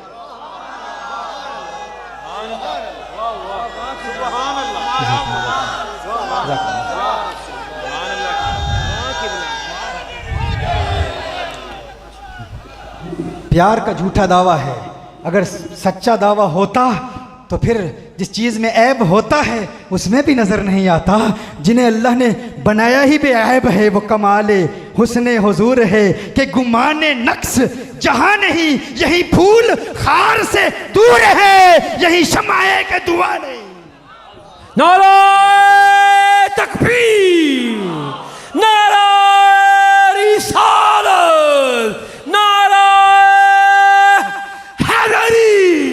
मेरे आका सल्लल्लाहु अलैहि वसल्लम ने इरशाद फरमाया हुब्बिब अलैया मिन दुनियाकुम सलास, मुझे तुम्हारी दुनिया की 3 चीज़ों से प्यार है। या रसूलल्लाह सल्लल्लाहु अलैहि वसल्लम, सबसे ज़्यादा किस चीज़ से प्यार है? इतर से प्यार है। या रसूलल्लाह सल्लल्लाहु अलैहि वसल्लम, दूसरा किस चीज़ से प्यार है? ज़ौजा से मैलान से प्यार है। तीसरा किस चीज़ से प्यार है? कौनैन के वाली सल्लल्लाहु अलैहि वसल्लम ने इरशाद फरमाया नमाज मेरी आंखों की ठंडक है, नमाज मेरी आंखों की ठंडक है। हुजूर को नमाज से प्यार है और नमाज में भी कुरान भी है, नमाज में फिर कलामे इलाही भी है। क्यों इस दरबार से, क्यों इस बारगाह से, इस आस्थाने से कुरान की तालीम दी जाती है? हाँ? क्योंकि कुरान तुम्हें दुनिया की हर चीज़ से बेनियाज कर देता है। फ़ारूक आज़म रदी अल्लाह ताला अन्हु की बारगाह में एक शख्स हाजिर होता है, दरवाजे पर दस्तक देता है, मुझे आटे की ज़रूरत है। कुछ अरसे के बाद फिर आता है, मुझे रोटी चाहिए। कुछ अरसे के बाद फिर आता है, मुझे पैसा चाहिए। कंजुल उम्माल की हदीस का मफ़हूम पेश कर रहा हूँ। एक दिन फ़ारूक आज़म रदी अल्लाह ताला अन्हु जलाल में आ गए, फरमाया इज़हब तअल्लम कुरान। बार बार मेरे दरवाजे पे आ जाते, जा कुरान पढ़, कुरान का इल्म सीख, कुरान का इल्म पढ़। उसके बाद फिर फ़ारूक आज़म रदी अल्लाह ताला अन्हु की बारगाह में नहीं आया। कुछ अरसे के बाद एक सड़क में मिला, सड़क पर मिला। फ़ारूक आज़म ने फरमाया तू मुझसे नाराज़ है, नाराज़ हो गया है? मैंने तो मना नहीं किया था, मैंने सिर्फ ये कहा था जा कुरान का इल्म पढ़, कुरान को पढ़, लेकिन तूने मेरे घर में आना ही छोड़ दिया। तो फ़ारूक आज़म रदी अल्लाह ताला अन्हु की बारगाह में अर्ज़ करता है ए उमर, जिस चीज़ की तरफ तूने मुझे राग़िब कर दिया है ना, जिस चीज़ की तरफ, जिस इल्म की तरफ तूने मुझे राग़िब कर दिया है, अगनानी अन बाबी उमर, उस इल्म कुरान ने मुझे बाबे उमर से बेनियाज कर दिया है। अल्लाह ने इतनी दौलत दी है, अल्लाह ने इतना माल दिया है, अब मुझे दर दर पर दस्तक देने की ज़रूरत नहीं है। दर दर दिए दुर दुर ना लूं, दर दर दिए दुर दुर ना लूं। पंजाबी नहीं आती ना आपको? चलो मैं उर्दू में जारी रखता हूँ, क्योंकि मैं लखनऊ में बैठा हुआ तकरीर कर रहा हूँ ना, यहाँ पंजाबी जानने वाले लोग नहीं होंगे। हाँ जी, वो कराची में जो है, जो गुफ्तगू का मेरा अंदाज़ होता है, या मुंबई में होता है या लखनऊ में होता है, वहीं जारी रखूँ या कुछ बात करूँ आपके लहजे में भी? दर दर निये दुर दुर ना लूं, दुर बन जा एक दर्दा। हाँ, ये बातें उसे ही समझ आएंगी जो इस बारगाह से फैज़ याफ्ता है। हर एक को समझ नहीं आएगी। क्यों? मूर्ख नू की पंद नसीहत, मूर्ख नू के पंद नसीहत, पत्थर नू की पाला, दुद्धा अंदर काग नोहा, ये अंत काले दा काला। दूध के अंदर कौवे को नहलाएं इस नियत से कि उसका रंग बदल जाएगा, उसका रंग नहीं बदलेगा, वो काले का काला ही रहेगा। लेकिन अहले ज़ौक़ बैठे हैं तो कहा दर दर दर दिए दुर दुर ना लूं, दुर बन जा एक दर्दा, चव्वल कुत्ता क्यों खवेंदा दुर बन वक्ता मरदा। चव्वल कुत्ता क्यों दर दर पर जो है दुत्कारे जाते हो, उस एक दर का दुर बन जाओ, मोती बन जाओ। कहा कुरान का इल्म पढ़। कहा ए फारूक आज़म, आपने जिसकी तरफ तवज्जो दिलाई है उस कुरान ने दुनिया के दरवाज़ों से मुझे बेनियाज कर दिया है। तो आओ ये इरादा करें, हम इबादत में भी इस्तिकामत हासिल करेंगे और कुरान की तिलावत भी करते रहेंगे। मेरे आका सल्लल्लाहु अलैहि वसल्लम ने इरशाद फरमाया, इन 3 चीज़ों से प्यार है। अब उस महफिल में फारूक आज़म भी मौजूद हैं, सिद्दीक़ अकबर भी मौजूद हैं, उस्मान गनी भी मौजूद हैं, मौला अली भी मौजूद हैं। सिद्दीक़ अकबर अर्ज़ करते हैं, या रसूल अल्लाह सल्लल्लाहु अलैहि वसल्लम, आपने अपनी 3 पसंदीदा चीज़ों को बयान कर दिया। मुझ सिद्दीक़ की भी तमन्ना है कि मैं भी अपनी 3 पसंदीदा चीज़ों को बयान करूं। ऐ सिद्दीक़, तुझे किस चीज़ से प्यार है? अब देखो सिद्दीक़ अकबर रदियल्लाहु ताला अन्हु का हुस्न इंतिखाब। सिद्दीक़ अकबर रदियल्लाहु ताला अन्हु अर्ज़ करते हैं, या रसूल अल्लाह सल्लल्लाहु अलैहि वसल्लम, अब सिद्दीक़ नमाज भी पढ़ते हैं, रोज़ा भी रखते हैं, हज भी करते हैं, ज़कात भी अदा करते हैं, जिहाद भी करते हैं, कुरान के कारी भी हैं, दीन के मुबल्लिग भी हैं, मेरे आका सल्लल्लाहु अलैहि वसल्लम के खलीफा अव्वल हैं। सिद्दीक़ अकबर रदियल्लाहु ताला अन्हु हर इबादत में कामिल हैं, लेकिन सिद्दीक़ का हुस्न इंतिखाब क्या है? सिद्दीक़ को नमाज से प्यार, रोजे से प्यार, हर इबादत से प्यार, लेकिन सबसे ज्यादा प्यार किस चीज से है? सिद्दीक़ अर्ज करते हैं, अन-नज़्रु इला वजहिक, अन-नज़्रु इला वजहिक या रसूल अल्लाह सल्लल्लाहु अलैहि वसल्लम। सिद्दीक़ की आंखें हूं, आपका चेहरा हो। सिद्दीक़ की आंखें हूं, आपकी जुल्फें हूं। सिद्दीक़ की आंखें हूं, मज़ाक के सुर्ख डोरे हूं। सिद्दीक़ की आंखें हूं, अलम नशरह का सीना हो। सिद्दीक़ चाहता है, हर एक चीज से प्यार करता है, लेकिन सबसे ज्यादा प्यारी कौन सी इबादत है? सिद्दीक़ चेहरा वद्दुहा को देखना चाहता है। सिद्दीक़ की तमन्ना है कि हुजूर के हुस्न को देखता रहूं। और फिर सिद्दीक़ अकबर हर वक्त हुस्न मुस्तफ़ा सल्लल्लाहु अलैहि वसल्लम को देखते रहते। मदीना मुनव्वरा में है तो हुस्न मुस्तफ़ा को देख रहे हैं, मक्का मुकरमा में है तो हुस्न मुस्तफ़ा को देख रहे हैं। सिद्दीक़ अकबर मदीने में अपने घर में है तो चश्मे तसव्वुर से हुजूर का तख़य्युल बांधे हुए हुजूर के हुस्न को देखते हैं। मदीना मुनव्वरा की गलियों में है, बाजारों में है तो हुस्न मुस्तफ़ा को देख रहे हैं। बाजार में है तो हुस्न मुस्तफ़ा को देख रहे हैं, और फिर गार में है तो हुस्न मुस्तफ़ा को देख रहे हैं। मैं क्यों ना कहूं आज मज़ार में तो हुस्न मुस्तफ़ा को देख रहे हैं। सिद्दीक़ हुस्न मुस्तफ़ा को देख रहे हैं। और फिर कल जन्नत में होंगे तो कोई जन्नत के महल्लात को देखेगा, कोई जन्नत की हूर देखेगा, कोई जन्नत के कसूर देखेगा। सिद्दीक़ जन्नत में भी आमना के लाल के नूर को देखेगा। ये सिद्दीक़ का प्यार है। हाँ? दिल में जिगर में आंख में बस तू ही तू रहे, दिल में जिगर में आंख में बस तू ही तू रहे, इसके सिवा न दिल में कोई आरज़ू रहे। इस एहतिमाम में शौक में सजदे करूं अदा, तेरा ख्याल आए तो दिल बावजू रहे। और जन्नत मेरे नसीब की वाइस को बख्श दे, मेरे कफन में गैसुवे जाना की बूर है, मेरे कफन में गैसुवे जाना की बूर है। मैं जुल्फे यार तेरे बाल बाल के सदके, रिहाई जिससे ना हो जाल के सदके, और जो हशर तक न दे चैन कब्र में बेदम, मैं ऐसी याद के कुर्बान ख्याल के सदके, मैं ऐसी याद के कुर्बान ख्याल के सदके। ये सिद्दीक़ अकबर रदियल्लाहु ताला अन्हु का कौनैन के वाली सल्लल्लाहु अलैहि वसल्लम से प्यार है। या रसूल अल्लाह सल्लल्लाहु अलैहि वसल्लम, मैं चाहता हूँ आपका हुस्न देखता रहूँ। फिर सिद्दीक़ अकबर रदियल्लाहु ताला अन्हु अर्ज़ करते हैं, या रसूल अल्लाह सल्लल्लाहु अलैहि वसल्लम, दूसरी पसंदीदा चीज़ ये है मेरी बेटी हो आपके निकाह में हो। हे सिद्दीक़, तीसरी पसंदीदा चीज़ क्या है? मेरा माल हो तमाम आपके नाम पर कुर्बान कर दूँ। अब फ़ारूक आज़म भी मौजूद हैं। फ़ारूक आज़म अर्ज़ करते हैं, या रसूल अल्लाह सल्लल्लाहु अलैहि वसल्लम, मुझ फारूक को भी 3 चीज़ों से प्यार है। अब ये रब्त देखें, सिद्दीक़ अकबर रदियल्लाहु ताला अन्हु को हुजूर का दीदार सबसे प्यारा है। क्यों? हम यहाँ के एथिस्ट से जब बात करते हैं तो वो कहते हैं अल्लाह के वजूद की दलील पेश करो, तो हम अकली दलाइल पेश करते हैं, हम टेलियोलॉजिकल आर्गूमेंट पेश करते हैं, ऑन्टोलॉजिकल आर्गूमेंट पेश करते हैं, कॉस्मोलॉजिकल आर्गूमेंट पेश करते हैं, हम साइंटिफिक दलाइल पेश करते हैं, हम कुरान से दलाइल पेश करते हैं, उनकी किताबों का मुताला करके उनकी किताबों की रोशनी में उनका रद्द करते हैं, सारे दलाइल पेश करते हैं। अल्हम्दुलिल्लाह वो काफ़ी हैं, लेकिन सबसे बड़ी दलील ज़ात मुस्तफ़ा सल्लल्लाहु अलैहि वसल्लम है। वो कहते हैं अगर है तो दिखाओ, अगर है तो दिखाओ। आज भी लोग कहते हैं अगर है तो दिखाओ। तो एक कायदा, एक उसूल याद करें कि गायत कुर्ब गायत खिफा का सबब होती है। ये एक उसूल है कि जो चीज़ इंसान से जितनी करीब हो ना उतनी ही निगाहों से ओझल होती चली जाती है। गायत कुर्ब गायत खिफा का सबब होती है। जी कान अगर है तो नज़र क्यों नहीं आता, अगर है तो नज़र क्यों नहीं आता। फिर हुजूर अकरम सल्लल्लाहु अलैहि वसल्लम की ज़ात का इनकार, इंटरसेशन ऑफ रसूलुल्लाह सल्लल्लाहु अलैहि वसल्लम का इनकार। तो गायत कुर्ब गायत खिफा का सबब होती है। देखिए मैं अपनी ये उंगली है, मैं इसको देख रहा हूँ, क्योंकि अभी आंखों से दूर है ना तो नज़र आ रही है।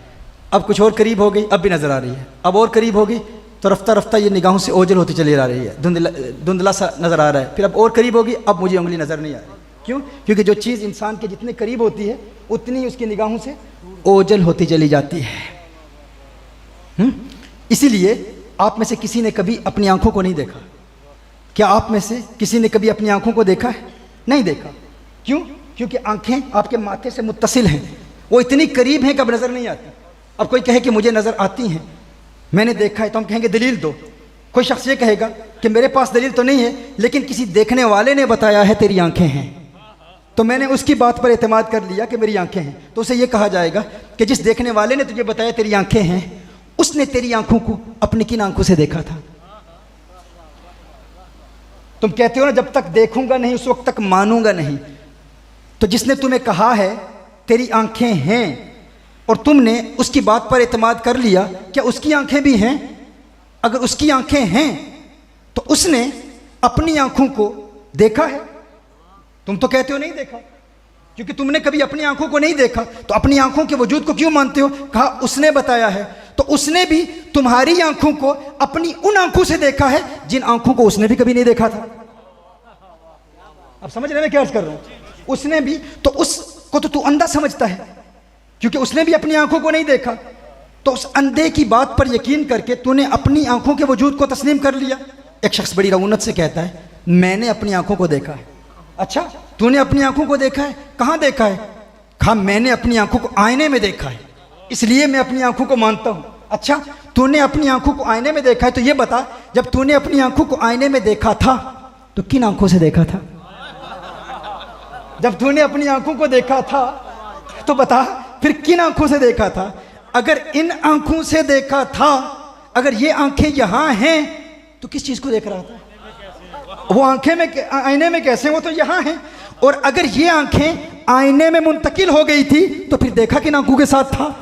क्या सुनने आप क्या अर्ज कर रहा हूं? पता चला तूने आईने में अपनी आंखों को नहीं देखा, अपनी आंखों के परतों को देखा, अपनी आंखों की रिफ्लेक्शन को देखा, अपनी आंखों के अक्स को देखा। तूने आईने में अपनी आंखों को नहीं देखा, अपनी आंखों की रिफ्लेक्शन को देखा। तो मैं ये कहने में हक बजानिब हूं कि वो आंखें जो तेरे जिस्म के करीब हैं उन्हें तू आईने के वसीले के बगैर नहीं देख सकता, तो वो रब जो तेरी शेरक से भी करीब है उसे वसीला मुस्तफा के बगैर कैसे देख सकता?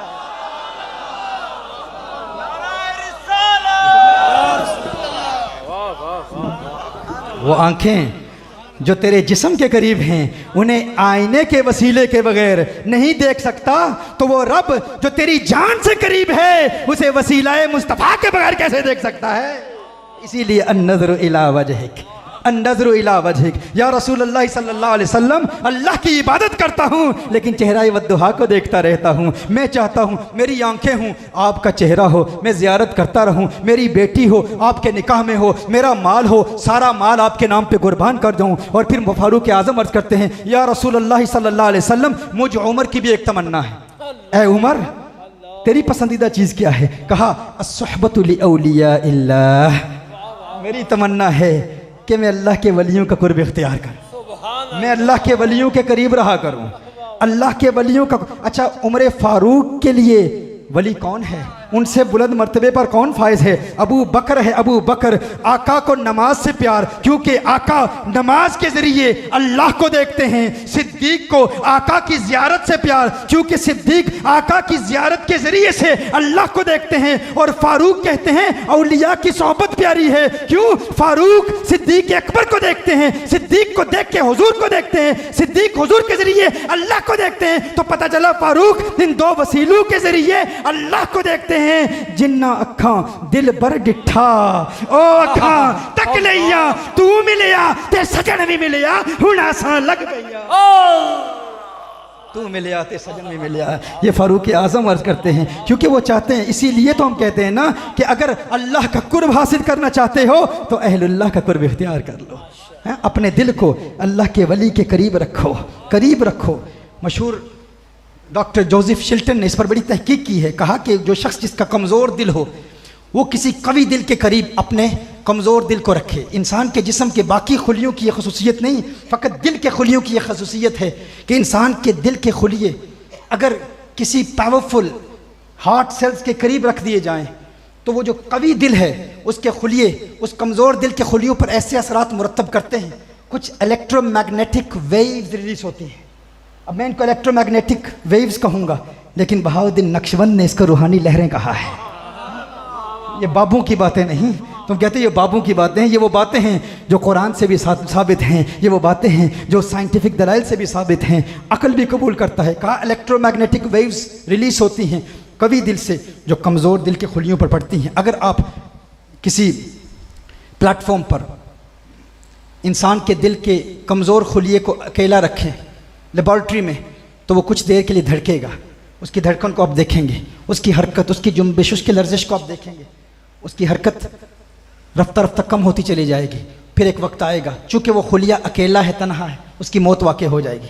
लेकिन कहा कि अगर किसी कवि दिल वाले के कवि खुलिये को उस कमज़ोर दिल के खुलिये के साथ रख दें तो वो कवि दिल का कवि खुलिया कुछ इलेक्ट्रोमैग्नेटिक वेव्स रिलीज करेगा। जब इन दोनों की वेव्स आपस में मिलेंगी तो वो कवि दिल का कवि खुलिया उस कमज़ोर खुलिये की मौत वाक़ नहीं होने देगा। कहा डॉक्टर जोसेफ शिल्टन कहता है कि ये सिर्फ खुलियों की बात नहीं है, इसका आम मुशाहदा आप एक महफिल में, एक कमरे में कर सकते हैं। किसी कमरे में अगर कवि दिल वाला शख्स मौजूद हो और साथ कमज़ोर दिल वाले लोग भी मौजूद हों और वो कुछ ऐसा कलाम करना शुरू कर दें कि उनके दिल की हरकत मिल जाए, तो कवि दिल कुछ ऐसी इलेक्ट्रोमैग्नेटिक वेव्स रिलीज करेगा कि वो कमज़ोर दिल को भी कवि से कवितर बनाएगा। लेकिन शर्त यह है कि वो हम आवाज़ होकर कलाम करें। क्या सुन रहे आप, मैं क्या अर्ज़ कर रहा हूँ? नक्शबंदी, ये तो तुम्हारा मौजू है, ये तो तुम्हारा सब्जेक्ट है। तुम तो कहते हो कि एक आवाज़ में जिक्र करो, अल्लाह अल्लाह की ज़रब हो, एक आवाज़ हो, एक अंदाज हो, सांसें मिलाकर जिक्र करो। तुमने कहा ये बाबों की बातें हैं, तुमने कहा ये साईं की बातें हैं। मैं कहा साइयों की बातें नहीं, ये साइंस की बातें हैं, ये साइंस की बातें हैं, ये कुरान से भी साबित हैं, ये हदीस से भी साबित हैं। कहा कि वो कवि दिल कमज़ोर दिल को मजबूत करेगा। इसी तरह अल्लाह अल्लाह का जब विर्द किया जाता है, और देखें फीटल रिएक्शन टू साउंड, एक मशहूर किताब है। बच्चे के जब बच्चा माँ के रहम में होता है, रहम मादर में होता है, तो बच्चे का कुछ वक्त के बाद उसका ऑडिटोरी सिस्टम, उसकी कुव्वत समात बहाल हो जाती है, और बच्चा अपने माँ के पेट में सबसे ज़्यादा जिस आवाज़ को सुनता है वो माँ के दिल की धड़कन है। कहा उस दिल की धड़कन का उस बच्चे की प्रैक्टिकल लाइफ में इतना असर पड़ता है कि जब वो बच्चा दुनिया में आता है तो उसकी आदतें उसकी माँ की आदतों की तरह हो जाती हैं। क्योंकि जो आवाज़ बच्चा माँ के पेट में सबसे ज़्यादा सुनता है वो क्या है? माँ के दिल की धड़कन। इसीलिए साइकोलॉजिस्ट कहते हैं कि जब बच्चा दुनिया में आता है, जब वो रोता है, जब बच्चा सोता नहीं, तो माँ उसे अपने जिस्म के साथ रखती है, अपने सीने पर किस जानिब रखती है? बाईं जानिब। बाईं जानिब क्यों रखती है? क्यों कि बच्चा माँ के पेट में जिस आवाज़ को सुनता था वो माँ के दिल की धड़कन थी, वो दिल की धड़कन उसे सुकून देती है। कहा जब बच्चा रोता है तो माँ उसे बाईं जानिब अपने सीने से लगाती है, तो उसे माँ के पेट में जो दिल की धड़कन की आवाज़ आती है वो याद आती है, तो उसे नींद आ जाती है, सुकून मिलता है। और फिर जब बच्चा दुनिया में, और इसीलिए आज कहा जाता है कुछ लोगों को क्लॉक की टिक टिक, ये जो हम साइकोलॉजी पर हम बयान करते हैं, चाइल्ड साइकोलॉजी पर, कि अगर किसी को नींद ना आती हो तो वो लाइट्स ऑफ कर दे और क्लॉक की टिक टिक की आवाज़, ये जो घड़ियाल है, घड़ी है, इसकी टिक टिक की आवाज़ आपको सुकून देती है और आपको आसानी से नींद आ जाती है। कहा क्यों? कहा वो टिक टिक की आवाज़ आप माँ के पेट में सुनते थे, आप उसके आदी हो चुके हैं, इसीलिए आपको नींद आ जाती है। और फिर फीचर रिएक्शन टू साउंड में कहा गया कि जब वो बच्चा दुनिया में आता है तो उस बच्चे की आदतें उसकी माँ की तरह हो जाती हैं, उस बच्चे की आदतें उसकी माँ की तरह हो जाती हैं, उसका जाहिर उसकी माँ की तरह हो जाता है। तो मैं ये क्यों ना कहूँ कि वो बच्चा जो 9 महीने अपने माँ के पेट में रहता है, जब इस दुनिया में आता है तो उसकी ये दुनिया उसकी माँ की दुनिया की तरह हो जाती है। तो जो मुरीद अपने कमज़ोर दिल को अपने मुर्शिद के कवी दिल के करीब रखता है, वो इस दुनिया में रखता है, उस दुनिया में उसकी आखिरत अपने मुर्शिद की आखिरत की तरह हो जाती है। इसीलिए तो दिल को करीब रखने के लिए कहा गया है ना कि दिलों को करीब रखो, अपने कामिल मुर्शिद के कवी दिल के करीब रखो, लेकिन इसके लिए फिर इनकिसारी भी चाहिए, आजी भी चाहिए। न कोई दिल में लाता है न कोई दिल से मिलता है, न कोई दिल मिलाता है, न कोई दिल से मिलता है। किसी ने सच कहा है दिल बड़ी मुश्किल से मिलता है। मोटे मोटे पेट रास्ते में आ जाते हैं, लालच रास्ते में आ जाते हैं। मुर्शिद की बारगाह में झुकना किसी किसी को नसीब होता है। जो कामिल इताअत वाला होता है, कामिल मुत्तबे होता है, वो अपने दिल को दिल से मिलाता है। न कोई दिल मिलाता है, न कोई दिल से मिलता है। किसी ने सच कहा है दिल बड़ी मुश्किल से मिलता है। और जिसका मिल जाए ना फिर वो कहता है हार थीमा टेंदे गल दावे माही निमे असलों दूर न थीमा या टेंडे पैरों दी थीमा जुत्ती नित कदमा हेठ मधीवा इजिज नियाज मुट्ठी सादी नित बांदी यार सदीवा यार फरीदा मुक्ते दिल बरदा मैं वेख वेख के जीवा। यार फरीद गोल गता में खेश कबीला एक सोने या तिंडले नाथू रब दी कसम माही प्यारा लगना है सकू बाबुल वीर ते माथू उम्र गुजारा विच कदमा दे एक वारी जे आखे हाँ तू यार फरीदा मैं दूर नहीं वसना तेरी जुल्फ दी ठंडड़ी छा। मैं दूर नहीं वसना तेरी जुल्फ दी ठंडड़ी छा। उसे महबूब की मुर्शिद की जुल्फ की ठंडी छाँव प्यारी लगती है। या रसूल अल्लाह,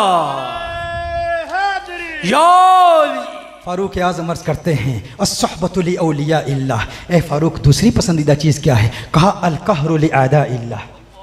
मैं चाहता हूँ अल्लाह के दुश्मनों पर कहर बन के गिरूँ। अब अल्लाह के दुश्मन कौन है? अल्लाह के दुश्मन कौन है? बुखारी की हदीस हर एक जानता है, हदीस कुदसी है, मन आदली वलीजन फ़क़द आज़नतुहु बिल हर्ब। अल्लाह जल्ल वाला ऐलान जंग कर रहा है। और अल्लाह के वली जानते हैं, फारूक आज़म जानते हैं कि जो अल्लाह के वली हैं, जो उनका दुश्मन है वो अल्लाह का दुश्मन है। जो अल्लाह के वलियों का दुश्मन है वो अल्लाह का दुश्मन है। और जो अल्लाह का दुश्मन है अल्लाह जल्ल वाला उसे अजाब देता है। बगदाद के एक फ़कीर का बड़ा मशहूर वाक़या है। बगदाद की एक गली से गुज़र हुआ तो किसी ने दूध पिलाया, किसी हलवाई ने दूध पिलाया।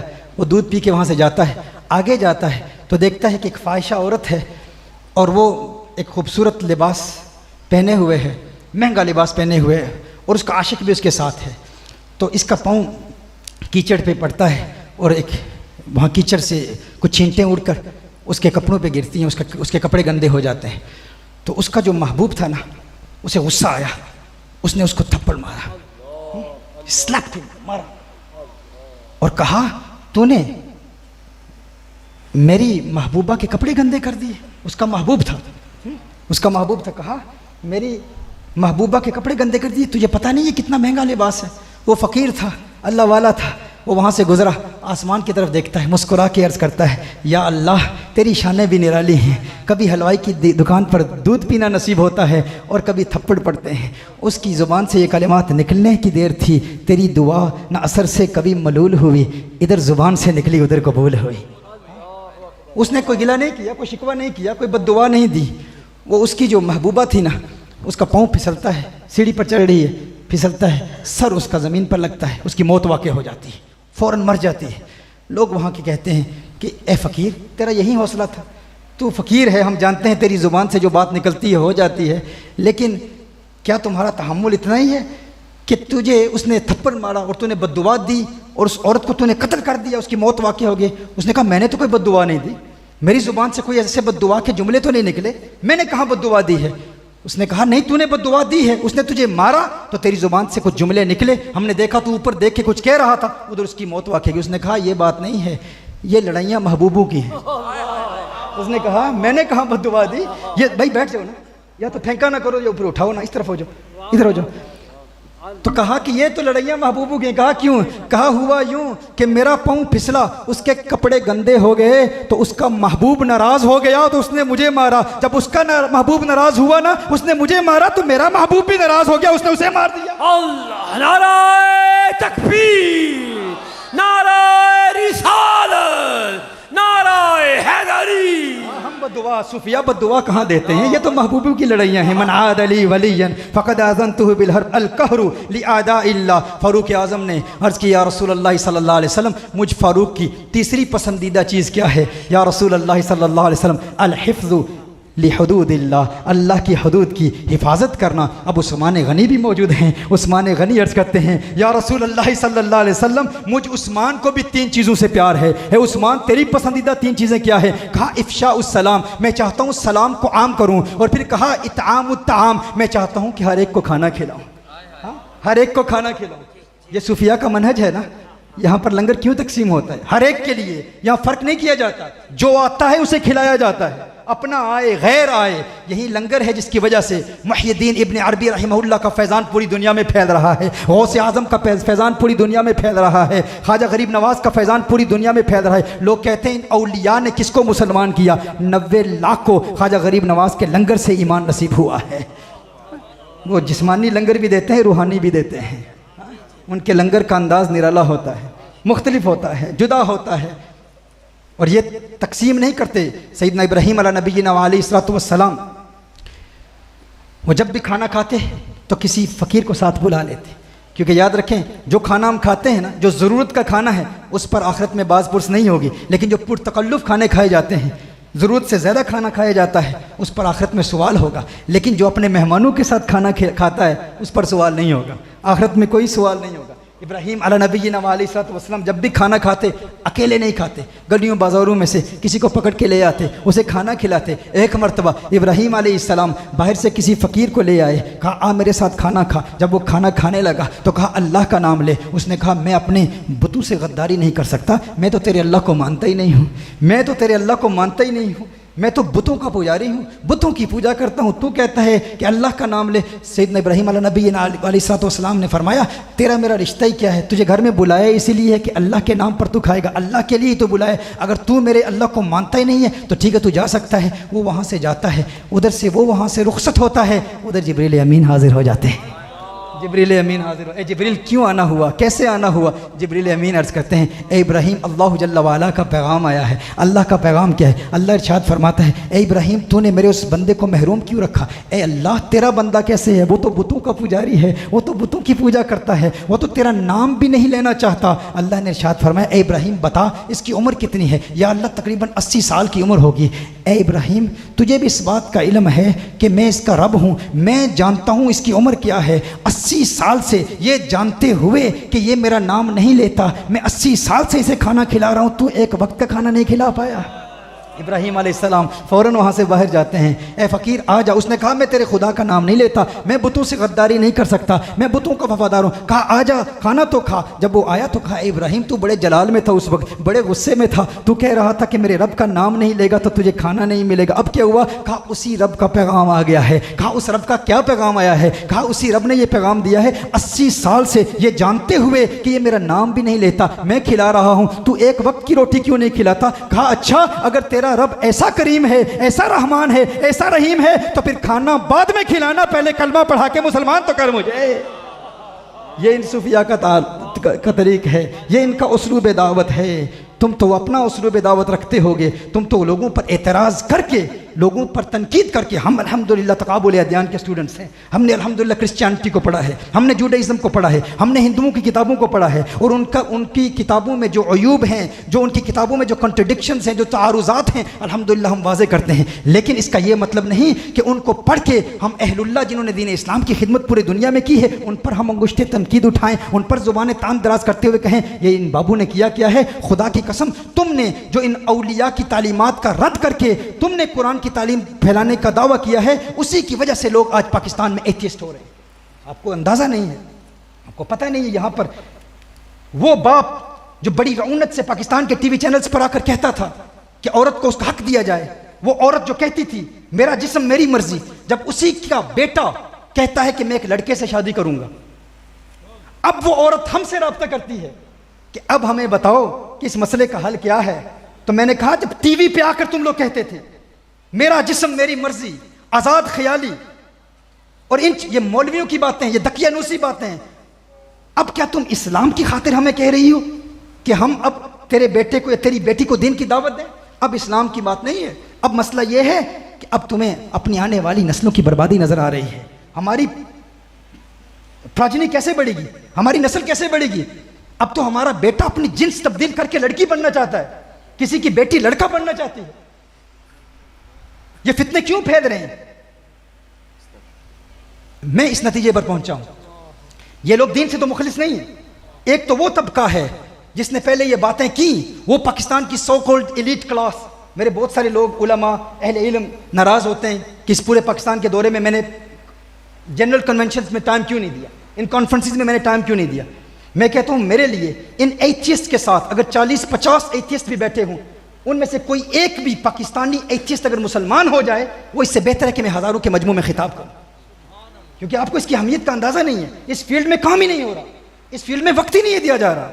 बहुत सारे लोग कराची में भी बहुत नाराज़ हुए, लाहौर में भी नाराज़ हुए कि आप ये टाइम आप 3 हफ्तों के लिए आए हैं। हर रोज़ अल्हम्दुलिल्लाह हमारी इन लोगों से मुलाकातें हैं, और ये उलमा के पास जाते ही नहीं, ये हमारे स्कॉलर्स के पास जाते ही नहीं, ये मसाजिद में जाते ही नहीं। ये बड़ी एलानिया हुजूर अकरम सल्लल्लाहु अलैहि वसल्लम की ज़ात पर तनकीद करते हैं। हुजूर अकरम सल्लल्लाहु अलैहि वसल्लम की सैयदा आयशा रज़ियल्लाहु ताला अन्हा के साथ उस उम्र में निकाह क्यों हुआ, नबी करीम सल्लल्लाहु अलैहि वसल्लम के हवाले से ऐसे सख्त जुमले अगर आप सुने तो आप तो कहेंगे ना, सरतन से जुदा, सरतन से जुदा। हर वक्त सरतन से जुदा नहीं होता।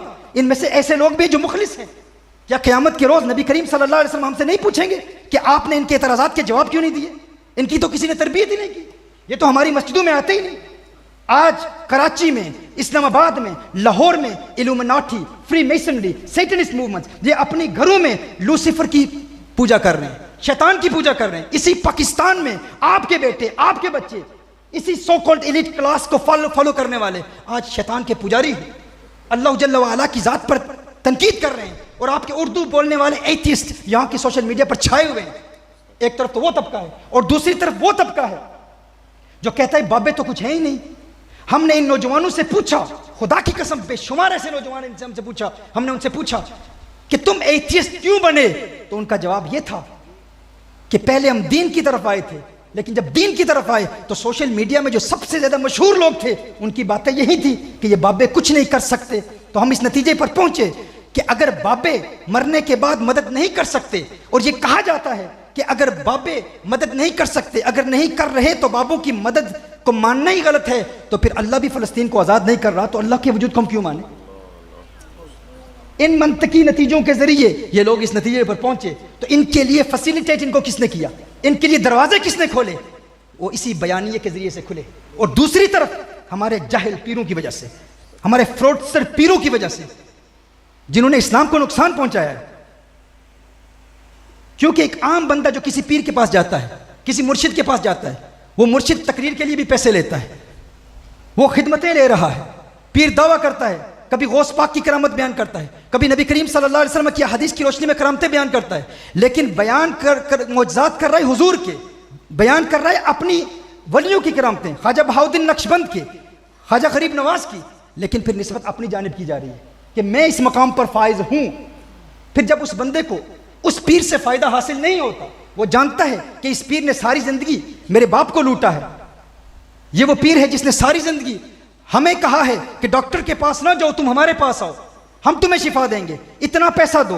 मैं उन जाली पीरों के बारे में बात कर रहा हूं। जब वो नौजवान अपने घर के इस माहौल को देखता है और वो कहता है यार ये तो सारे फ्रॉडस्टर्स हैं, दूसरी जानिब से एक बयानिया मिलता है कि ये तो कुछ कर ही नहीं सकते, तो फिर वो फौरन उसको एक्सेप्ट कर लेता है। तो ये इन दो बातों पर जोर देना इंतहाई जरूरी है। जो लोग इल्म से दूर हैं, कुरान और सुन्नत से दूर हैं, जो दीन इस्लाम को बेच रहे हैं अपनी जात के लिए, अपनी जाती मफादात के लिए दीन इस्लाम को बेच रहे हैं, उनको जब हमारे नौजवान देखते हैं कि ये तो दावा करता है कि मैं अल्लाह का वली हूं, और फिर औलिया की करामात बयान करके अपनी तरफ मंसूब करता है कि हर मरहला जिंदगी में मैं तुम्हारी मदद करूंगा, और अल्लाह जल्ल व अला की तकदीर पर बात ही नहीं करता, और लोग कहते हैं जब हमारा पीर सब कुछ हमें देगा, तो फिर जब मदद का वक्त आता है तो देता क्यों नहीं? दूसरी जानिब वो लोग हैं जो कहते हैं बाबे तो कुछ है ही नहीं, तो वो इन फ्रॉडस्टर्स को बयान करते हैं, इनकी तरफ निस्बतें करते हैं। लोग अपने मुआशरे में ऐसे फ्रॉडस्टर्स को देखते हैं, वो इस बयानियों को एक्सेप्ट कर लेते हैं। लेकिन क्या वजह है? जब हमसे लोग कहते हैं कि बयानिया यहां पर बहुत मशहूर हो गया है, आज हर बंदा, मेरे पास तो ऐसे लोग भी आते हैं, एक बहुत बड़े शेख, एक बहुत बड़े पीर का मुरीद, मेरे का बेटा, जिसको उसने आलिम भी बनाया, इब्तदाई तौर पर उसने इल्म की कुछ किताबें पढ़ी, बाप खुद आता है, वो कहता है मेरा बेटा बागी हो गया, वो कहते हैं बाबे तो कुछ ही नहीं। क्यों? ये दलीलें पेश कर रहा है। वो कहते हैं हमारे घर की हालत ये है कि पीर सब औरतों से मुलाकात करते हैं, मखलूत महाफिल का इनेकाद किया जाता है। ये तो मैंने आज देखा, अल्हम्दुलिल्लाह मुझे खुशी हुई जब इन्होंने मुझे बताया कि औरतें पर्दे में हैं, यहाँ फ्री मिक्सिंग नहीं होती। तो अल्हम्दुलिल्लाह अहले हक भी मौजूद हैं, लेकिन ऐसे बातिल के अलमबरदार जो दीन इस्लाम का सौदा कर रहे हैं, जिसकी वजह से हमारी आने वाली नस्लें बर्बाद हो रही हैं। ये दो एक्सट्रीम हैं। एक तरफ वो लोग जो सोशल मीडिया पर ये कह रहे हैं कि इन औलिया से दूर रहें, ये कुछ भी नहीं कर सकते, और दूसरी तरफ एथिज्म की तालीमात, ये बयानिया मिलकर हमारी आने वाली नस्लों को बर्बाद कर रहा है, हमारी इस नौजवान नस्ल को बर्बाद कर रहा है। इसलिए हमारे लिए ज़रूरी है मोहतरम अहिब्बा कि इन दोनों का रद्द किया जाए, एथिज्म का रद्द भी किया जाए। इल्हाद के फितने, हमारे लोग कहते हैं लोग वहाबी हो गए, भाई ये फितना बाद वाला है। अब हमारे लोग काफिर हो रहे हैं, मुर्तद हो रहे हैं, जाहिर है इन लोगों ने उनके लिए दरवाजे खोले हैं। लेकिन ये फितना 2019 में मैंने कराची के मुफ्तियान किराम और लाहौर के मुफ्तियान किराम के लिए एक बहुत बड़ा आर्टिकल लिखा था कि तुम्हारा तो इनसे राब्ता ही नहीं है, ये तो मस्जिदों में आते ही नहीं है, इनकी पर्सनल गैदरिंग्स में हमें जाना पड़ता है, इनके लिबास में मलबूस होकर इनकी बातें सुननी पड़ती हैं। मेरे नज़दीक अल्हम्दुलिल्लाह इस फ़कीर के हाथ पर बेशुमार गैर मुस्लिम इस्लाम कबूल कर चुके हैं, लेकिन वहाँ के गोरे को इस्लाम की तरफ रागिब करना आसान है। अमेरिका के लोगों को, क्रिश्चियंस को, यहूद को, एथियस्ट को, लेकिन पाकिस्तान का वो नौजवान जो अपने आप को एक्स मुस्लिम कहता है, फॉर्मर मुस्लिम कहता है कि मैं पहले मुसलमान था, हमारे यहाँ तो पता ही नहीं है कि किस हद तक वो फितने फैला रहे हैं, इनको मुसलमान करना बहुत मुश्किल है। तो सिर्फ ये बयानिया कि हम उनको कत्ल कर देंगे, गुस्ताखे रसूल की ये सजा है, हाँ सजा है, कोई इसका इनकार नहीं करता, लेकिन उनको हमने क्वालिटी टाइम भी देना है। पहले उनके एतराज़ात के जवाबात तो सीखें। अफसोस तो इस बात का है कि दरस निज़ामी का फारुग तहसील आलिम भी वही अकायद की पुरानी किताबें, यकीनन वो ज़रूरी हैं। जब आपके अंदर इस्तेदाद है, जब आप इमाम तफ्ताज़ानी को पढ़ सकते हैं, जब आप शरअ अकायद को पढ़ सकते हैं, जब आप इमाम नसफी को पढ़ सकते हैं, जब आप निब्रास को समझते हैं, तो क्यों नहीं आसान ज़ुबान में उनके एतराज़ात के जवाबात तैयार करते हैं, जिस तरह हम इंग्लिश में कर रहे हैं। यहाँ पर इस निसाब की ज़रूरत है कि आम फहम अंदाज में इस्लाम पर किए जाने वाले एतराज़ात और इल्म कलाम की वो सारी बहसें, उनको हम आम ज़ुबान में पेश करें ताकि इन लोगों के एतराज़ात के जवाबात दिए जाएँ। उसके लिए ये वो महकदा तरबियत है औलिया का, जिसकी वजह से पूरी दुनिया में इस्लाम फैला और अल्हम्दुलिल्लाह आज भी इस्लाम फैल रहा है। अल कहरु लि आदाइल्लाह, यहाँ से बात आगे चली गई। सैयदना उमर फारूक रज़ियल्लाहु ताला ने फरमाया अस्सुहबतु लि औलियाइल्लाह और अल कहरु लि आदाइल्लाह, अल हिफ्ज़ु लि हुदूदिल्लाह। और उस्मान गनी अर्ज़ करते हैं इफ़शाउस सलाम, इत्आमुत ताम, खाना खिलाना। और उस्मान तीसरी पसंदीदा चीज़ क्या है? उस्मान गनी अर्ज़ करते हैं या रसूलल्लाह सल्लल्लाहु अलैहि वसल्लम, मुझ उस्मान को रात की इबादत से प्यार है। रात के वक्त जब लोग मीठी नींद सो रहे हों, उस्मान उस वक्त अल्लाह की बारगाह में सजदा करना पसंद करता है। और फिर मौला अली साहिब जुल्फ़िकार हैदर कर्रार अली मौला वो अर्ज़ करते हैं या रसूलल्लाह सल्लल्लाहु अलैहि वसल्लम, मुझ अली को भी तीन चीज़ों से प्यार है। हे अली तेरी तीन पसंदीदा चीज़ें क्या हैं? अली कर्रमल्लाहु वजहहु करीम फरमाते हैं या रसूलल्लाह सल्लल्लाहु अलैहि वसल्लम, अद्दर्बु बिस्सैफ, अद्दर्बु बिस्सैफ, गुस्ताख की गर्दन हो अली की तलवार हो, गुस्ताख की गर्दन हो अली की तलवार हो। ए अली दूसरी पसंदीदा चीज़ क्या है? मौला अली करमल्लाहु वजहहु अर्ज़ करते हैं या रसूलल्लाह सल्लल्लाहु अलैहि वसल्लम, अस्सौम बिस्सैफ, मैं अली चाहता हूँ कि गर्मियों के लंबे दिनों के रोज़े रखूँ, अपने नफ्स को मारूँ, नफ्स को मारूँ। यानी वो रोज़े नहीं जब सर्दियाँ हों, बारिश हो, ठंडक हो, ना, जब अरब के पहाड़ अंगारे बरसा रहे हों, सूरज हिद्दत गा रहा हो, ज़ुबानें खुश्क हो रही हूँ। अली को गर्मियों के लंबे दिनों के रोज़े पसंद हैं। ये मौला अली की तरबियत है। नफ्स को मारना, अपनी ख्वाहिशात के ख़िलाफ़ काम करना। अगर लज्जते तर्क के लज्जत बदानी, दिगर लज्जते नफ्स लज्जत न खानी। तर्क के लज्जत भी नहीं, लज्जत से कम कुछ मज़ा इसका भी देखा चाहिए, कुछ मज़ा इसका भी देखा चाहिए। तुम्हें पता ही नहीं है तर्क के लज्जत में कितनी लज्जत है। नज़ारे की हवस है तो आंखों को बंद कर, है देखना यही कि ना देखा करे कोई। अगर गुजरात की हसीनाओं को देखने की भी तमन्ना है और फिर कहती है हुजूर अकरम सल्लल्लाहु अलैहि वसल्लम का दीदार करूंगा, रात के वक्त टेलीफोन पर पोर्नोग्राफी देख रहे हो, मूवीज़ देख रहे हो, और फिर ये दावा है कि मैं हुजूर की ज़ियारत करना चाहता हूँ। ना ना, पहले खाना दिल को पाक कर, तज़किया नफ्स के मराहिल तय कर, अपने नफ्स की खिलाफ वर्जी कर, और फिर देख हुस्न मुस्तफ़ा सल्लल्लाहु अलैहि वसल्लम कैसे नज़र आता है। मौला अली करमल्लाहु वजहहु करीम फिर अर्ज़ करते हैं या रसूलल्लाह सल्लल्लाहु अलैहि वसल्लम, मुझे अली की तीसरी पसंदीदा चीज़ ये है इकरामुद्दैफ। मैं चाहता हूँ मेहमान नवाजी करूँ। ये सूफिया का मनहज यही है ना, मेहमान नवाजी करना। जो आए अच्छा, मेरे आका सल्लल्लाहु अलैहि वसल्लम ने इरशाद फरमाया, जो किसी मोमिन की हाजत पूरी करता है इसलिए ताकि उसे खुश कर दे, उसने मुझ मोहम्मद को खुश कर दिया सल्लल्लाहु अलैहि वसल्लम। लोगों में खुशियां तकसीम करो। हुजूर ने इरशाद फरमाया, जिसने मुझे खुश कर दिया अल्लाह ने उसे जन्नत अता फरमा दी। मेरे आका सल्लल्लाहु अलैहि वसल्लम ने इरशाद फरमाया, अत-तरगीब व तरहीब की हदीस है। हुजूर ने इरशाद फरमाया, जब मोमिन किसी मोमिन को खुश करता है, जब किसी के दिल में खुशी को डालता है, तो अल्लाह जल्ला वाला उसके इस अमल से एक फरिश्ता पैदा करता है, एक फरिश्ता पैदा करता है। वो फरिश्ता उस वक्त से लेकर उसकी मौत तक अल्लाह की इबादत करता रहता है। और जब वो शख्स कब्र में जाता है तो वो फरिश्ता उसकी कब्र में आता है और कहता है, क्या तुम मुझे पहचानते हो? वो कहता है, तुम कौन है, तुम कौन हो? तो वो फरिश्ता कहता है, मैं वही खुशी हूँ जो तूने एक मोमिन के दिल में पैदा की थी, मैं वही खुशी हूँ जो तूने एक मोमिन के दिल में पैदा की थी। फरिश्ते की सूरत इख्तियार करके उस वक्त से अल्लाह की इबादत कर रहा हूँ। और आज तेरी कब्र में क्यों आया हूँ? इसलिए आया हूँ ताकि इस मुश्किल लम्हे में तुझे तसल्ली दूँ, तुझे सुकून दूँ। यानी जब तूने मोमिन को खुश किया था, आज तो अगर गमगीन है तो तुझे खुशी दूँ, और आज कब्र में तुझे जन्नत तेरा ठिकाना दिखा दूँ। ये खुशी, लेकिन मेरे आका सल्लल्लाहु अलैहि वसल्लम ने शायद फरमाया, खुशी पैदा करना ज़रूरी है। देने वाले बहुत होते हैं, लंगर खिलाने वाले बहुत होते हैं, खुशी देने वाले कम होते हैं। ये हमने अपने आप से पूछना है। लोग खिदमत खल्क बजा लाते हैं। मैं कहता हूँ खुशी हमेशा ट्विंस की सूरत में पैदा होती है, जुड़वा पैदा होती है। कभी खुशी तन्हा पैदा नहीं होती। एक खुशी किसी को दोगे ना तो दो पैदा होंगी, एक दोगे तो एक वापस लोगे। खुशी जो दोगे वही मिलेगा। लोगों को गम दोगे तो गमगीन रहोगे, गम मिलेंगे। सुख दोगे तो सुख मिलेंगे, खुशियां दोगे तो खुशियां मिलेंगी। हमने अपने आप से पूछना, कब हम अपने घर से निकलते हैं इस नीयत से कि किसी का दिल खुश करें। हमारे यहाँ तो हम महंगी गाड़ी खरीदते हैं तो इसलिए ताकि दूसरे को दिखाएं कि तेरी गाड़ी सस्ती है। अच्छी घड़ी खरीदते हैं तो इसलिए ताकि दूसरे का दिल दुखे। अच्छा लिबास पहनते हैं तो इसलिए कि ताकि दूसरे का दिल दुखे। अच्छा फ़ोन लेते हैं तो ताकि दूसरे का दिल टूटे कि वो गरीब है, मैं अमीर हूँ। हमने अपने आप से पूछना है कि कब हम अपने घर से निकलते हैं। आज मैं घर से इस नीयत से निकलूंगा ताकि फुलां को खुश करूं। आज फुलां मेहमान मेरे घर में आएगा तो उसके लिबास की तारीफ करूंगा।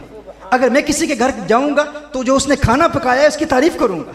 मेरे मौला अली कर्रमल्लाहु वजहुल करीम ने फरमाया, इकरामुद्दैफ, मैं चाहता हूं कि मेहमान नवाजी करूं, ज़ियाफत करूं मेहमानों की, उनमें खुशियां बांटूं। खुशियां बांटने वाले बनो। मोहतरमा हिब्बा, बहुत सारे लोग हैं जो लोगों को पैसे तो देते हैं। लोग हमसे कहते हैं, तुम कहते हो जो लोगों को खाना खिलाते हैं खुश रहते हैं। तो मैंने फुलां सेठ साहब को देखा, फुलां पीर साहब को देखा, उनके यहाँ बड़ा लंगर तकसीम होता है, बहुत खाना खिलाते हैं, लेकिन फिर भी गमगीन ही रहते, परेशान रहते हैं। वो खाना देते हैं, खुशी नहीं देते। खुशी देने वाले बनो कि फुलां को खुश करूंगा। भाई खाना खिलाकर उसे डांट दिया, मैंने तुझे फुलां वक्त इतना खाना खिलाया था, सारी जिंदगी एहसान जतलाते रहे, तो तुम खाना तो देते रहे, खुशी ना दे सके। और कुछ तो ऐसे हैं जो देकर भी खुशी नहीं दे सकते, और कुछ ऐसे हैं जो लेकर भी खुशी दे देते। खुशी देने वाले बनो। एक औरत ने अपने पड़ोसी के दरवाजे पर दस्तक दी। दस्तक देकर कहती है कि मुझे नमक दे, मेरे घर में नमक नहीं है। तो बेटे ने कहा कि घर में नमक है माँ, तो इससे क्यों मांगती है? कहा कि ये गरीब है, नादार है, कभी हमसे खाना मांग लिया करता है, लेकिन जब ये खाना मांगता है ना, सफ़ेद पोश इंसान है, तो इसके दिल में हिचकिचाहट महसूस होती है कि मैं भिखारी हूँ, इससे मांग रहा हूँ। तो मैं इसलिए इससे मांग रही हूँ, नमक इसलिए मांग रही हूँ ताकि ये महसूस करे कि मेरा शुमार भी अब देने वालों के सफ़ में हो गया है। हमें भी पता है कि हमारे घर में नमक है, लेकिन इससे इसलिए मांग रही हूँ। तो कुछ ऐसे होते हैं कि जाके जब ये हमसे मांगे ना, जब हमारे पास आए, हमसे मांगने के लिए आए, तो हिचकिचाहट महसूस न करे, ये सोचे कि मैंने भी इसे दिया था, अब इससे ले रहा हूँ। हाँ, तो कुछ देकर भी गम देते हैं कि मैंने तुझे फुला वक्त तेरी इतनी मदद की थी, और कुछ एहसान नहीं जतलाते, कुछ लेकर भी खुशी देते हैं। तो लेकर भी खुशी देने वाले बनो। अपने आप से पूछो, हमने कभी किसी को खुशी दी है? मुस्कुराते रहो, खिजां की रुत में गुलाब लहजा बना के रखना कमाल ये है। जिंदगी की परेशानियां हूं, तकलीफें हूं, खिजां की रुत में गुलाब लहजा बना के रखना कमाल ये है। हवा की जद पे दिया जलाना, जला के रखना कमाल ये है। खिजां की रुत में गुलाब लहजा बना के रखना कमाल ये है। हवा की जद पे दिया जलाना, जला के रखना कमाल ये है। किसी को देना ये मशवरा के वो दुख बिछड़ने का भूल जाए। किसी को देना ये मशवरा के वो दुख बिछड़ने का भूल जाए। फिर ऐसे लम्हे में अपने आंसू छुपा के रखना कमाल ये सूफिया का उसलूब है। वो मुस्कुराते रहते हैं, खुशियां बांटते रहते हैं, कभी किसी पर एहसान नहीं जतलाते। जरा सी लग़ज़िश पे तोड़ देते हैं सब ताल्लुक ज़माने वाले, जरा सी लग़ज़िश पे तोड़ देते हैं सब ताल्लुक ज़माने वाले, फिर ऐसे वैसों से भी ताल्लुक बना के रखना कमाल ये है। फिर ऐसे वैसों से भी ताल्लुक बना के रखना कमाल ये है।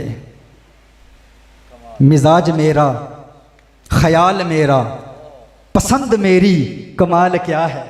मिजाज मेरा, ख्याल मेरा, पसंद मेरी, कमाल क्या है। जो यार चाहे वो हाल अपना बना के रखना कमाल ये है। जो यार चाहे वो हाल अपना बना के रखना कमाल ये है। तो सूफिया का मनहज यही है, सूफिया के मनहज से खुशियाँ फैलाने का पैगाम दिया जाता है। तो मौला अली करमल्लाहु वजहल करीम अर्ज करते हैं इकरामुद्दैफ। अब ये सहाबा आपस में बैठे हैं, ये फलक भी इस खूबसूरत मंजर को देख रहा है, चांद भी देख रहा है, सितारे भी देख रहे हैं। हर एक ने अपनी अपनी 3 तमन्नाओं का इजहार किया। अचानक जिब्रील अमीन नाज़िल होते। जिब्रील कैसे आना हुआ, जिब्रील क्यों आए? जिब्रील अर्ज करते हैं या रसूलुल्लाह सल्लल्लाहु अलैहि वसल्लम, सिद्दीक ने अपनी 3 पसंदीदा चीजों को बयान किया, फारूक ने किया, उस्मान ने किया, अली ने किया, आपने भी कर दिया। और मुझे जिब्रील की तमन्ना है कि मैं भी अर्ज करूं कि मुझे जिब्रील को भी 3 चीजों से प्यार है। जिब्रील तेरी 3 पसंदीदा चीजें क्या हैं? जिब्रील अर्ज करते हैं या रसूलुल्लाह सल्लल्लाहु अलैहि वसल्लम इरशादुद्दालीन, मैं चाहता हूं कि गुमराह लोगों को रुश्दे हिदायत के रास्ते पर लाऊं, इआनतुल मसाकीन, मिस्कीनों की मदद करूं। अब जिब्रील की तीसरी तमन्ना क्या है, तीसरी ख्वाहिश क्या है, तीसरी आरजू क्या है? अगर आपके दिल में हुजूर की मोहब्बत है, हुजूर का इश्क है, और सीने में अगर आप पत्थर नहीं गोश्त का टुकड़ा रखते हैं, तो रब्बे काबा की कसम जिब्रील की इस बात को सुनकर मचल जाएंगे। जिब्रील अर्ज करते हैं या रसूल अल्लाह सल्लल्लाहु अलैहि वसल्लम, मुझे जिब्रील की तमन्ना ये है कि मुहिब का कलाम लाता रहूं, महबूब तक पहुंचाता रहूं, आता रहूं, जाता रहूं, दीदार के जाम पीता रहूं। ये जिब्रील की तमन्ना है। जिब्रील अमीन फिर अल्लाह की बारगाह में हाजिर होते हैं। सहाबा ये मंजर देखकर हैरान हैं। जिब्रील फिर वापस आ जाते हैं। ए जिब्रील अब क्यों वापस आना हुआ, अब क्यों वापस आए? जिब्रील अर्ज करते हैं या रसूल अल्लाह सल्लल्लाहु अलैहि वसल्लम, आपने भी 3 तमन्नाओं का इजहार किया, सिद्दीक ने किया, फारूक ने किया, उस्मान ने किया, अली मौला ने भी किया, जिब्रील ने भी कर लिया। अब अल्लाह फरमा रहा है, अल्लाह फरमा रहा है कि मुझे रब को भी 3 चीज़ों से प्यार है। ए अल्लाह तुझे कौन सी 3 चीज़ों से प्यार है? अल्लाह इरशाद फरमाता है जब कोई गुनहगार गुनाहों से तौबा करता है ना, तो तौबा करते हुए जब उसके आंखों से अश्कों की बरसात जारी होती है, तो मुझ अल्लाह को उसके अश्कों की बरसात से प्यार है। सुभान अल्लाह। उसके आंसू से प्यार है। इन आंसू की अहमियत को कभी नज़रअंदाज ना करना। ये आंसू जो ज़ाहिरी तौर पर आपके गालों पर गिरते हैं, दर हकीकत दिल की स्याही पर गिरते हैं। अश्कों से तर है फूल की हर एक पंखड़ी, रोया है कौन थाम के दामन बहार का। ये शेर मुझे उस वक्त याद आया जब आपने शाह विलायत अलैहि रहमा के बारे में बताया कि सजदों में किस तरह वो रोया करते थे, किस तरह वो रोया करते थे। ये रोना ये इन्हीं बारगाहों से हमें मिलता है। अल्लाह जल्ला वाला को दूसरी पसंदीदा चीज़, सबसे ज़्यादा दूसरी किस चीज़ से प्यार है? अल्लाह जल्ला वाला इरशाद फरमाता है कि जब भूखा भूख पे सब्र करे तो रब को उसके सब्र से प्यार है। और फिर दुआउल मुत्तरीन, जब कोई मजलूम दुआ करता है तो अल्लाह जल्ला वाला उस दुआ को कबूल कर लेता है। मेरे आका सल्लल्लाहु अलैहि वसल्लम ने इरशाद फरमाया हुब्बिबा अलैया मिन दुनियाकुम सलास, मुझे तुम्हारी दुनिया की 3 चीज़ों से प्यार है। यहाँ यह सवाल पैदा होता है, हुजूर ने इरशाद फरमाया मुझे तुम्हारी दुनिया की 3 चीज़ों से प्यार है। ये क्यों फरमाया तुम्हारी दुनिया?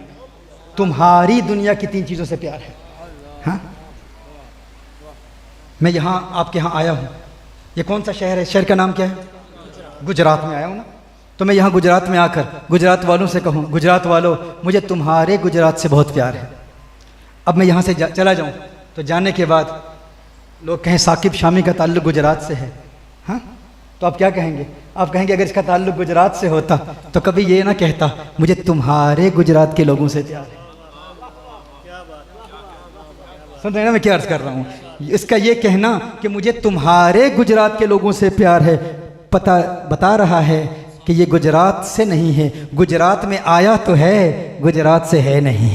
हाँ, मैं पाकिस्तान में आकर कहूँ कि पाकिस्तानियों मुझे तुम्हारे पाकिस्तान से प्यार है, तुम्हारे पाकिस्तान के लोगों से प्यार है, या मैं बरतानिया जाकर कहूँ बरतानिया वालों मुझे तुम्हारे बरतानिया के लोगों से प्यार है, या अमेरिका में जाकर कहूँ अमेरिका वालों तुम्हारे अमेरिका के लोगों से प्यार है। बाद में लोग कहें साकिब शामी का ताल्लुक अमेरिका से है, वो कहेंगे नहीं, अगर अमेरिका से होता तो ये ना कहता कि तुम्हारे अमेरिका के लोगों से प्यार है, उसका ये कहना कि तुम्हारे अमेरिका के लोगों से प्यार है, इसका मतलब ये है कि वो अमेरिका में आया तो है, अमेरिका से है नहीं। मेरे आका सल्लल्लाहु अलैहि वसल्लम ने इरशाद फरमाया, हुब्बिब अलैया मिन दुनियाकुम सलास, मुझे तुम्हारी दुनिया की 3 चीज़ों से प्यार है। अब कोई कहे हुजूर हमारी तरह हैं, हुजूर की असल हमारी असल है, हुजूर की मिट्टी हमारी मिट्टी की तरह है, हुजूर अकरम सल्लल्लाहु अलैहि वसल्लम हम जैसे बशर हैं। हम कहते हैं जो बशरियत का मुनकिर है वो काफिर है। हम हुजूर अकरम सल्लल्लाहु अलैहि वसल्लम को बशर मानते हैं, हुजूर की नूरानियत को मानते हैं, लेकिन हुजूर की हकीकत का इदराक इंसान के अक्ल व फ़हम से मुमकिन ही नहीं, इंसान उसको समझ ही नहीं पाता। तो हुजूर का ये फरमाना कि मुझे तुम्हारी दुनिया की 3 चीज़ों से प्यार है, ये बता रहा है हुजूर इस दुनिया में आए तो हैं, इस दुनिया से है नहीं। इस दुनिया में आए तो हैं, इस दुनिया से है नहीं। वो कहाँ से आए और किधर गए? वही है अव्वल, वही है आखिर, वही है ज़ाहिर, वही है बातिन। उसी के जलवे, उसी से मिलने, उसी से उसकी तरफ गए थे। न हलीम बेद खुला है ये, न मकाम चूनो चरा है ये। तू खुदा से पूछ वो कौन था, तेरी बकरियां जो चरा गया।